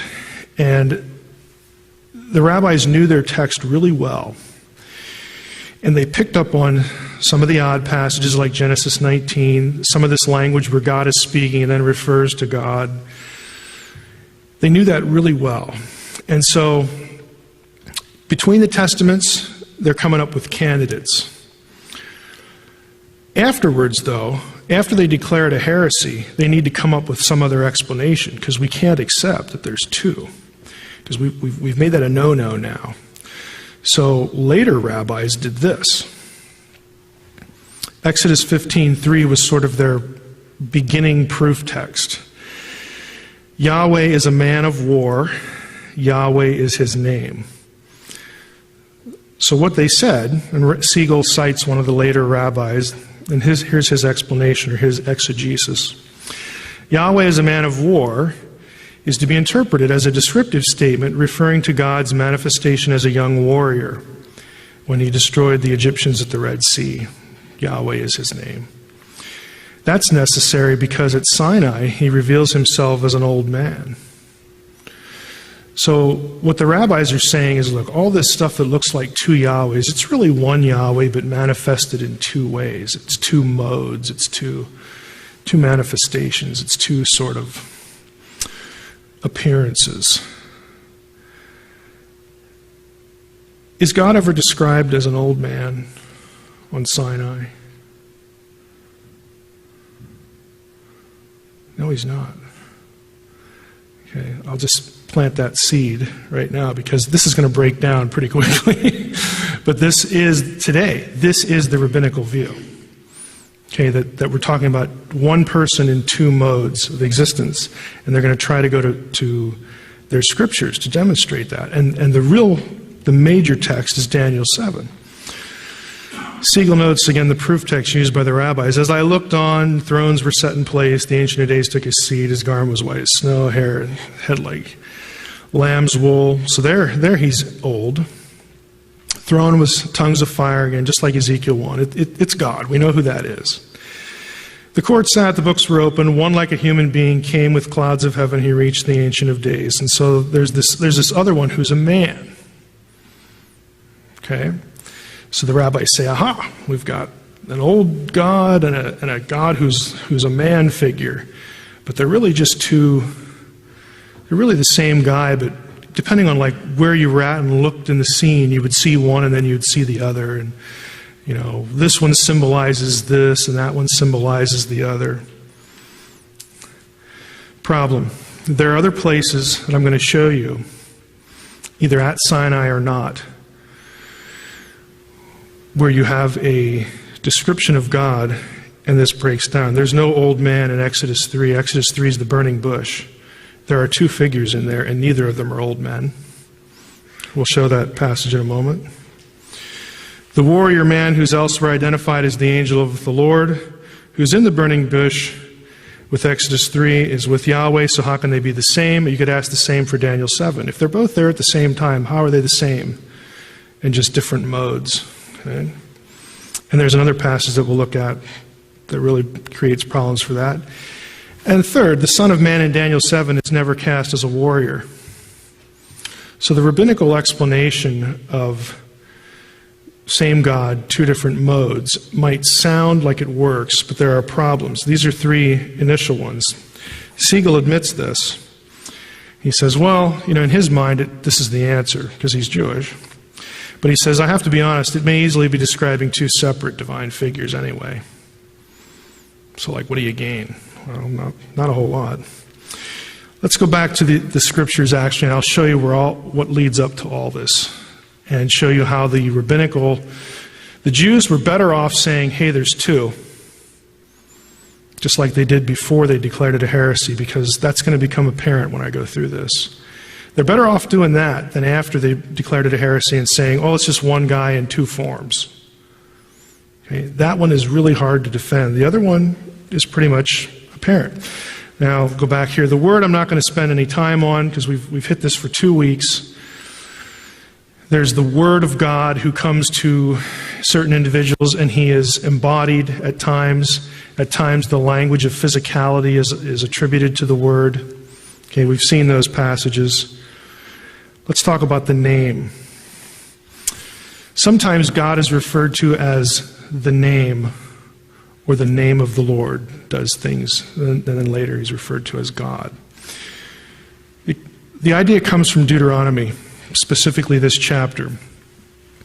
Do not worship the Lord your God in like manner, but look only to the site that the Lord your God will choose amidst all your tribes as his habitation, to establish his name there. Now this is God, through Moses, telling Joshua and the people what they're supposed to do when they get into the promised land.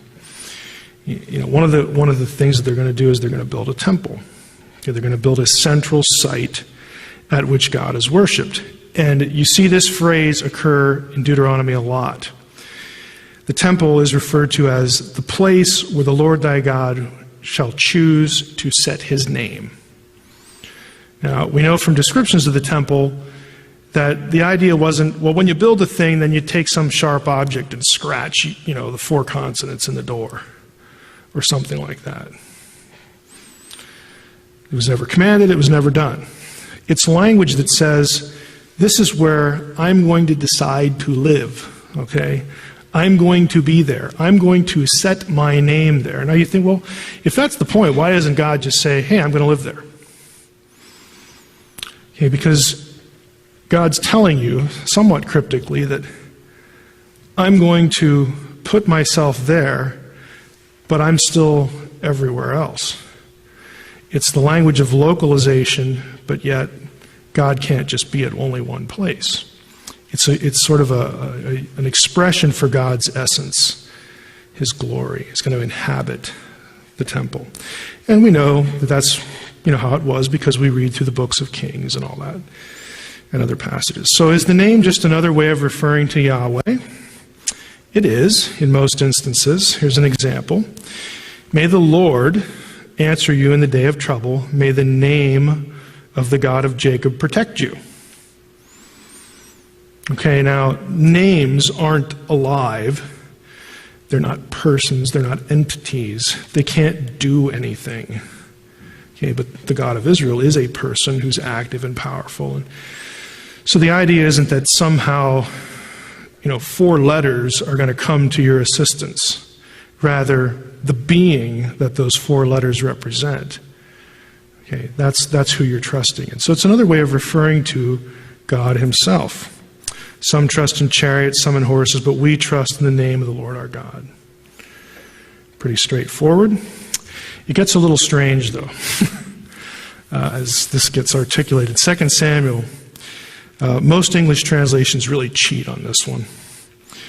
David again gathered all the chosen men of Israel. This is when they're moving the ark.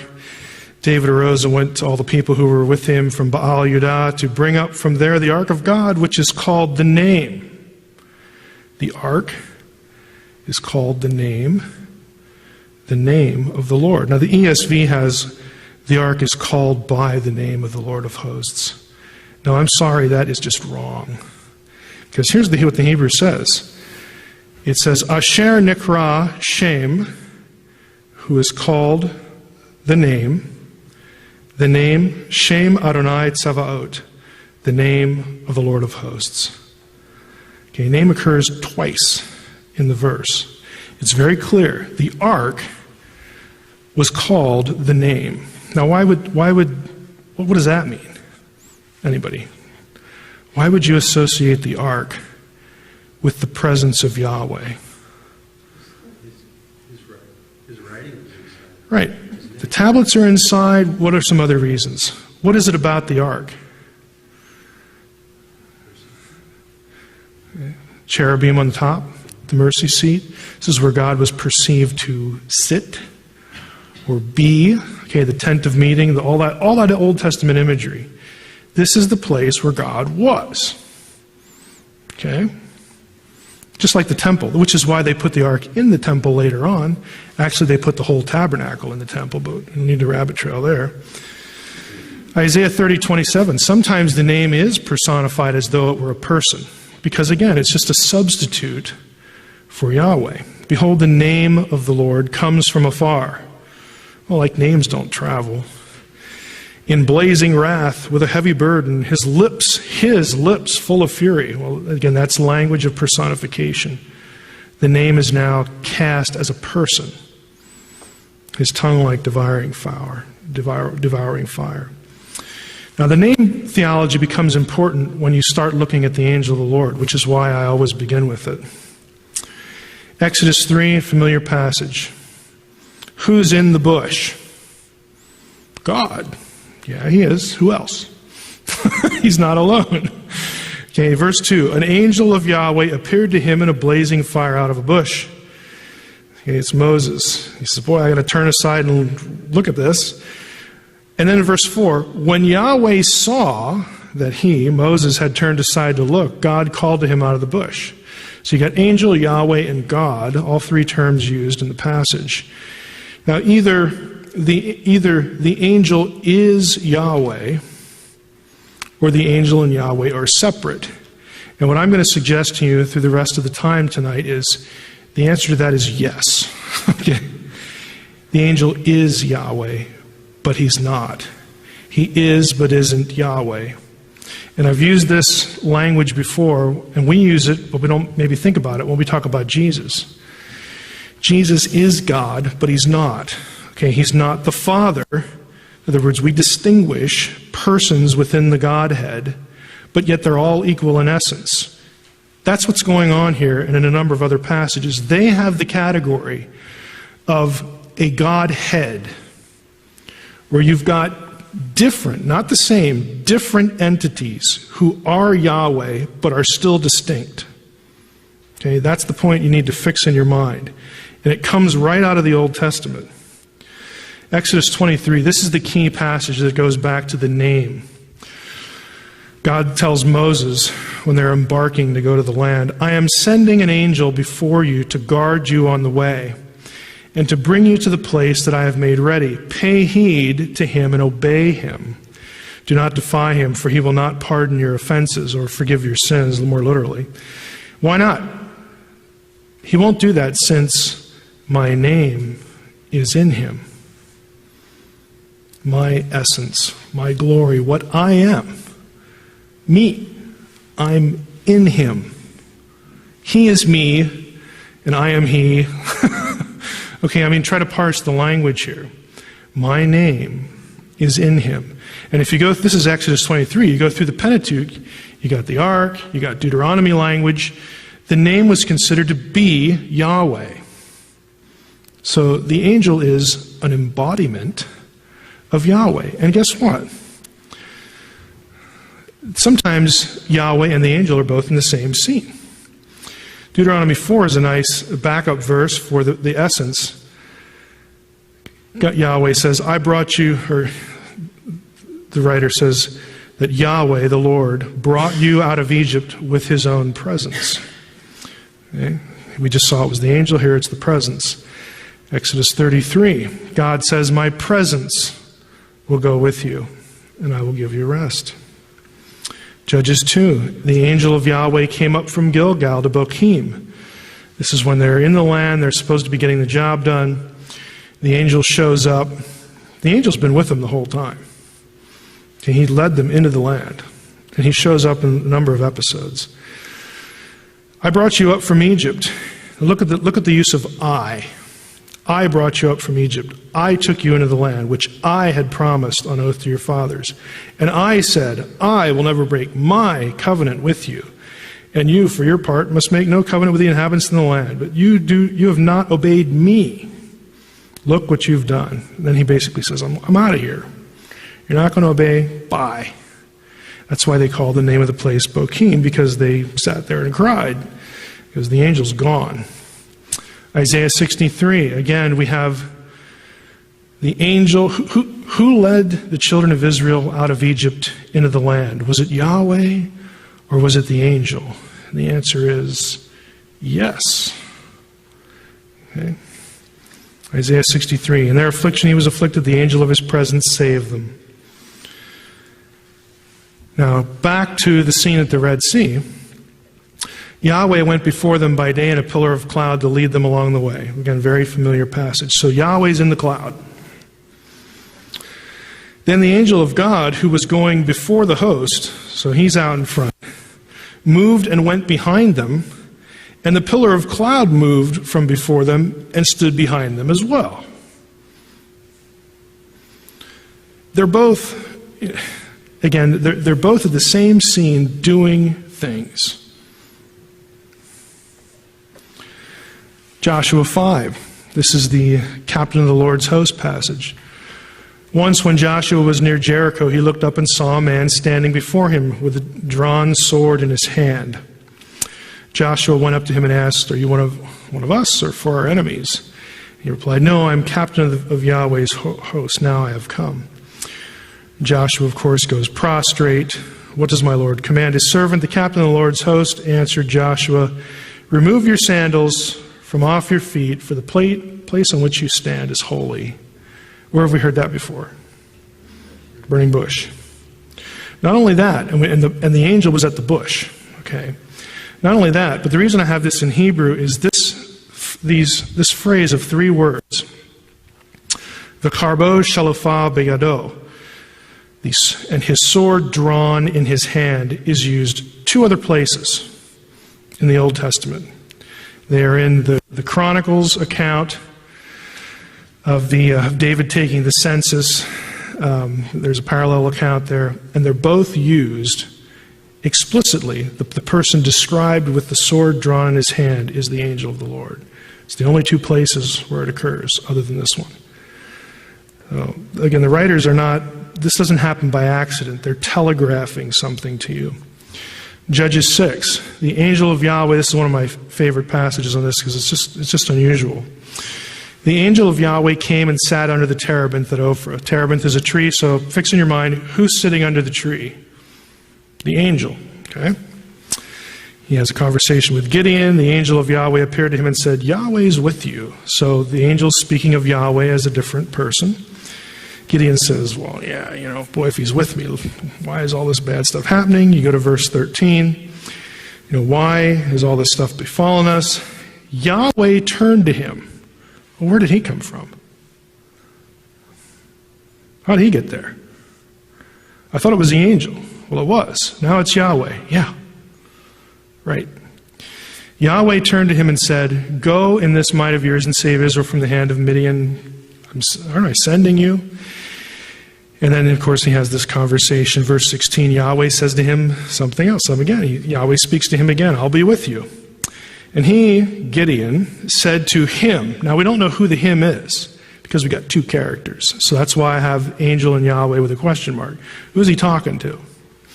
We're not really clear. "If now I have found favor in your eyes, show me a sign that it is you who speaks with me. Please do not depart from here until I come to you and bring out my present and set it before you." And he, whoever he is, said, "I will stay until you return." So Gideon went to his house, prepared a young goat, cakes. He brought them to him. There's the him. Where? Under the terebinth. Now, is it right for anyone else but Yahweh to accept an offering or a sacrifice? No, it is not. But you can see what happens. It's the angel who accepts the sacrifice. But now, wait a minute. Wasn't Yahweh always also there? Well, yeah, he was. Is there a problem? No. The writer didn't see any problem. The angel of Yahweh reached out the tip of his staff that was in his hand, touched the meat, the unleavened cakes. Fire sprang up from the rock, consumes it. And the angel of Yahweh vanished from his sight. Okay, my job's over. Bye. See you later. Gideon perceived that he was the angel of Yahweh. That's a brilliant insight there. Gideon said, "Alas, O Lord God, for now I have seen the angel of the Lord face to face." But Yahweh said, Yahweh's still there. So this is the passage that I would take a Jewish friend and saying, look, you can't have it both ways. Yahweh wants 2 modes or 2 forms, and you got them coming and going here. You got 2 different characters. What's the point? And at this point we could launch into how this is similar, how this bears similarity to other ancient Near Eastern ways of describing deity. It's just a necessary thing to have to speak of deity as embodied on occasion because we have to be able to detect deity with our own senses, and so that just gets built in. But the issue here is that you have both things happening at the same time, and they're clearly separate characters, and sometimes they're so closely identified you can't tell them apart. And they're even more than that. The same descriptions are used of both, and there's no blasphemy going on here. This is normal discourse for Israelite religion, Israelite theology in the Old Testament. These are not non-canonical books. This is the Torah. This is the Tanakh. It is what it is. Genesis 31, the angel of God comes to Jacob, comes to him in a dream. Jacob says, "Here I am." And in verse 13, the angel says, "I am the God of Bethel." I mean, how much clearer can it be? He didn't say, "Hey, the God of Bethel has a message for you," or like, "I was there with him." He says, "I am the God of Bethel." Okay, Jacob had an episode back there at Bethel earlier in his life where he made a pillar and made a vow. Genesis 48, this is when Jacob is blessing his sons. He stretched out, his sons of Joseph, he stretched out his right hand, laid it on Ephraim's head, and then he crosses his hands with Manasseh. And here's his blessing, here's the point. Jacob says, "The God," and in Hebrew it's Ha Elohim, "the God in whose ways my fathers Abraham and Isaac walked, the God who has been my shepherd from my birth to this day, the angel who has redeemed me from all harm." No incongruity in Jacob's mind. And the kicker is, may he bless these boys. The verb is singular. You can't tell them apart. And the writer doesn't want you to tell them apart, because if he did, he would have used a plural. He would have said, "May they bless these boys," but he doesn't. He says, "May he." Which one? God or the angel? The answer is yes. Okay? The cloud rider. He who rides the clouds. Now, Baal, this is a title of Baal. I like to reference this for a couple of reasons, but one is sometimes you get into discussions with people and they say, well, one was God and the other one was like not really God, just sort of divine or something like that. Well, okay. Let's talk about Baal. Okay, Baal was not mistaken by anyone for being other than a deity across the ancient world. There are Baal shrines practically everywhere you go, hundreds of them. Okay, Baal was a deity to lots of people, all the way into Roman times. They're still worshiping Baal. Baal is not an angel. Okay, he's not something else. He is a god to the ancient people. Okay, one of Baal's titles is the one who rides the clouds. This title, because it was so clearly identified with the deity, this title is used in the Old Testament 4 or 5 times. It is always used, with one exception, of the God of Israel, because what the Israelite writers are doing is, look, there seems to be some confusion, like the confrontation with Elijah. Who are you going to worship, Baal or Yahweh? Like, make up your mind. The problem was that the seat of Baal worship was next door in Syria. And so there was a big problem with keeping the Israelites worshiping Yahweh and not Baal. So a couple of times the biblical writers say, okay, Baal's the one who rides the clouds. We're going to use that title and attribute it to Yahweh to make it clear in our readers' minds of just who rides the clouds, who's the one who brings rain, who's the one that grows our crops, all these things that they associated with Baal. So here are some examples. Deuteronomy 33, there's none like God, O Jeshurun, who rides through the heavens to your help. Again, Deuteronomy 33, talking about the God of Israel. Psalm 68, sing to God, sing praises to the Lord, to him who rides in the heavens. Okay? Psalm 104, O Lord my God, you are very great. He lays, this description, covering yourself with light as garments, stretching out the heavens like a tent. He lays the beams of his chambers on the waters. He makes the clouds his chariot. There's, this reference to the rider on the clouds again. Isaiah 19, behold, the Lord is riding on a swift cloud. Yahweh's riding on a swift cloud. So they're doing this to reinforce that it isn't Baal who does this, who does all the things that we associate with the God who governs the clouds or who controls things up there. It's Yahweh. It's not Baal, it's Yahweh. Here's the exception. As I looked, thrones were set in place. Again, Ancient of Days takes his seat. The court sits, divine council again. I saw in the night visions, and behold, upon the clouds of heaven there came one like a son of man. Who's the cloud rider now? It's not the seated God of Israel. It's somebody else. There are two deities in the passage. This is why this became a critical text for not only the discussion of a second power, but also we have to be able to answer Daniel 7, where we're sunk. Because there's clearly two. Everybody in the ancient world knew this was a title of deity. The one who rides the clouds. And here it ain't the God of Israel. It's somebody else.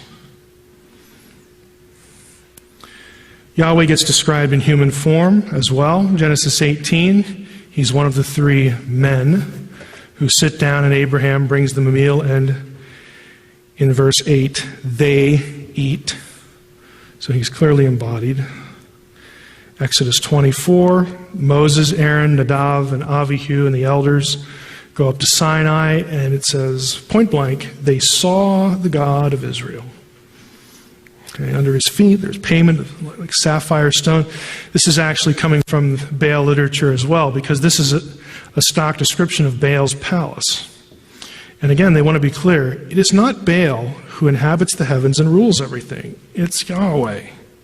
Again, this stuff happens a lot in the Old Testament, and it's for theological reasons. They're trying to do a theological corrective to the people who are reading their text. Ezekiel 1. Famous passage in Ezekiel. Likeness on the throne, human appearance. Now let's look at Jesus against all of this. If you were a Semite, if you were a Jew living in the first century, if you were familiar with your Old Testament, you knew all the stuff that I just covered, and there's more. You had this idea in your mind that there's Yahweh, but there's actually two. There's the Yahweh who's invisible that we never see, and then there's this other Yahweh that we can see because a lot of times he's in human form. And they're not two gods. We're not worshiping two gods. We're worshiping one. The Lord our God is one. There's unity there. But there's two, and there's still one, and there's two, and they're different. I mean, they had these things in their head that they could sift information through. It was their grid, their interpretive grid. So along comes Jesus. And not only that, but they had all the other Second Temple stuff where Jewish thinkers are trying to identify the second one. They have all this. Then Jesus comes along, the New Testament writers, and they write stuff like, in the beginning was the Logos. And the Logos was with God, and the Logos was God. And the Logos became flesh and dwelt among us. We've seen his glory, okay, the presence. Glory is of the only Son from the Father, full of grace and truth. No one has ever seen God, the only God who's at the Father's side. Now wait a minute. I thought God was the Father, so how can God be at the Father's side? Well, it's easy if you have two. Piece of cake. The angel, Jude 5. Now I want to remind you, although you once fully knew it, that Jesus, who saved a people out of the land of Egypt. Well, wait a minute. I thought that was God. No, it was the angel. Maybe Jesus, angel was the embodied Yahweh, and the Word became, okay, I get it. I'm tracking.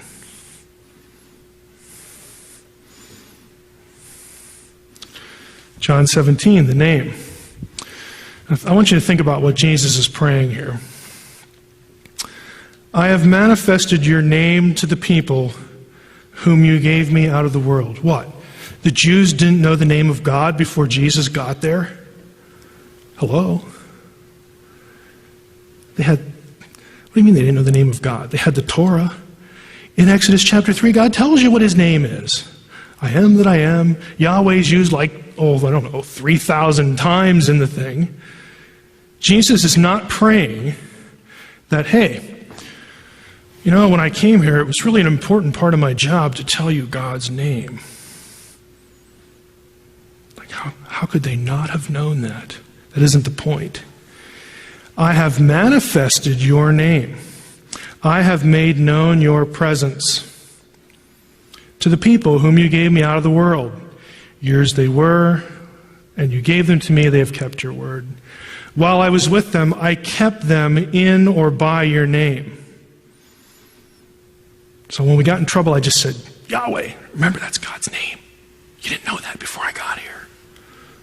That's not what he's saying at all. He's saying, I kept them through your power, through who you are, through what you are. Because I and the Father are one. I made known to them your name. And I will continue to make it known. This is just another way of Jesus saying that you have never seen the Father unless you've seen me. You've never known the Father unless you've known me. It's the same way of saying, I am him, but I'm still me. Okay? Again, it's this language of fusion and dichotomy at the same time. One who rides the clouds. I saw in the night visions, again, Daniel writing, Son of Man riding on the clouds. Matthew 26. This is Jesus at his trial for Caiaphas. Those who had seized Jesus led him to Caiaphas, the high priest. The priest stands up and says, don't you have an answer to make? What is it that these men testify against you? But Jesus remains silent. The high priest gets a little fed up with that and says to him, I adjure you by the living God, tell us if you are the Christ, the Son of God. Quit beating around the bush. Say something. Jesus said to him, you have said so. But I tell you, from now on, you will see the Son of Man seated at the right hand of power and coming on the clouds of heaven. His answer to Caiaphas is he quotes Daniel 7. What kind of an answer is that? I'll tell you what kind of an answer it was. It was a punch in the face, is what it was. He's saying, I am the Son of Man. And this is Jesus' favorite title for himself through the New Testament. Most of the time, it's just a reference to being the human one. But isn't that kind of curious? Honestly, if you met a guy at work that referred to himself as the human one, wouldn't you think he was a little odd? Well, no kidding. Most of the time, it's a reference to humanity. But here, he quotes Daniel 7, point blank, and he puts himself in it. And Caiaphas gets it immediately, because look at what he does. Then the high priest tore his robes and said, he has uttered blasphemy. He just made himself the second Yahweh. He just made himself the second power. What further witnesses do we need? You have now heard his blasphemy. Caiaphas isn't saying, we got to get rid of this guy because he called himself human. What? No, we got to get rid of this guy because he just called himself the second Yahweh. He's claiming to be God. It's easy to see when you have the backdrop that the first century Christians did. Now, what I'm not claiming is I'm not saying that in the Old Testament you have a full-blown, full-orbed Christology, Trinitarian Christology like we think of. There are hints of Trinity in the Old Testament. It's easy to show two. There are hints of three. All I'm saying is that the Jews, the Jewish people, it was part of Judaism to have a Godhead. It comes right out of the Old Testament, right out of Israelite religion. And when Jesus comes along, we need to view him, and they did view him against the backdrop of the Old Testament. When Jesus starts going around saying some of the things he's saying, some of it falls, on deaf ears on our end, not because we don't care, but because we just lack the connections. But when they heard him say things like, calling himself the Son of Man, and this or that quotation, they knew exactly what he was saying. And some of them believed it, and others didn't. Some of them were really offended. The problem was not the two powers teaching. The two powers teaching was part of Judaism. What made it indigestible is that this candidate for the second power, according to the New Testament writers, was not some dead guy from the Bible, from the Old Testament. The guy lived thousands of years ago. Well, yeah, he sounds like a good candidate. Wonderful. Whatever. Instead, this was a guy who was alive now and who was doing things that were pretty spectacular. And not only that, but he was running against the grain of the religious authorities of his time, in his tradition. And he's claiming to be the one that they've been speculating about for centuries. That was a little hard to take. The other problem was, to be that person, he had to have been born, you had to have Yahweh born of a woman. In other words, he had to be human with all of the frailties associated with it, with all of the somewhat distasteful things associated with it. Jesus had to be potty trained. Jesus puked up his lunch from time to time. Okay, he just did the things kids do, because why? He was human. We know he could bleed. We know he could die. He was human. He wasn't like mostly human. It's not Princess Bride theology. Okay, he was human, all right? He's whole. And that really bothered people. But how could God stoop to that? I'll throw in a third thing. The other problem was the crucifixion.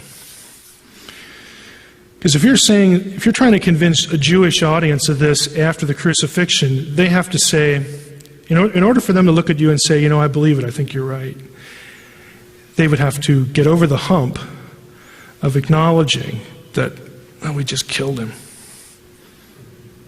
Boy, that was a big mistake. That sure looks like a boo-boo now. And Peter is real quick in Acts chapter 2 to confront them with just that. But he's also just as quick to say, this was part of God's plan. You didn't realize it, but you're still accountable. You did it. And you had to get over that hump. And that was a little too much for a lot of Jews to accept. But many Jews did. Many Jews could look at Jesus and say, this is entirely consistent with what we see in the Torah, with what we see in the Tanakh. It's not a big leap. We're willing to take that leap, that it was this one and not these other ones.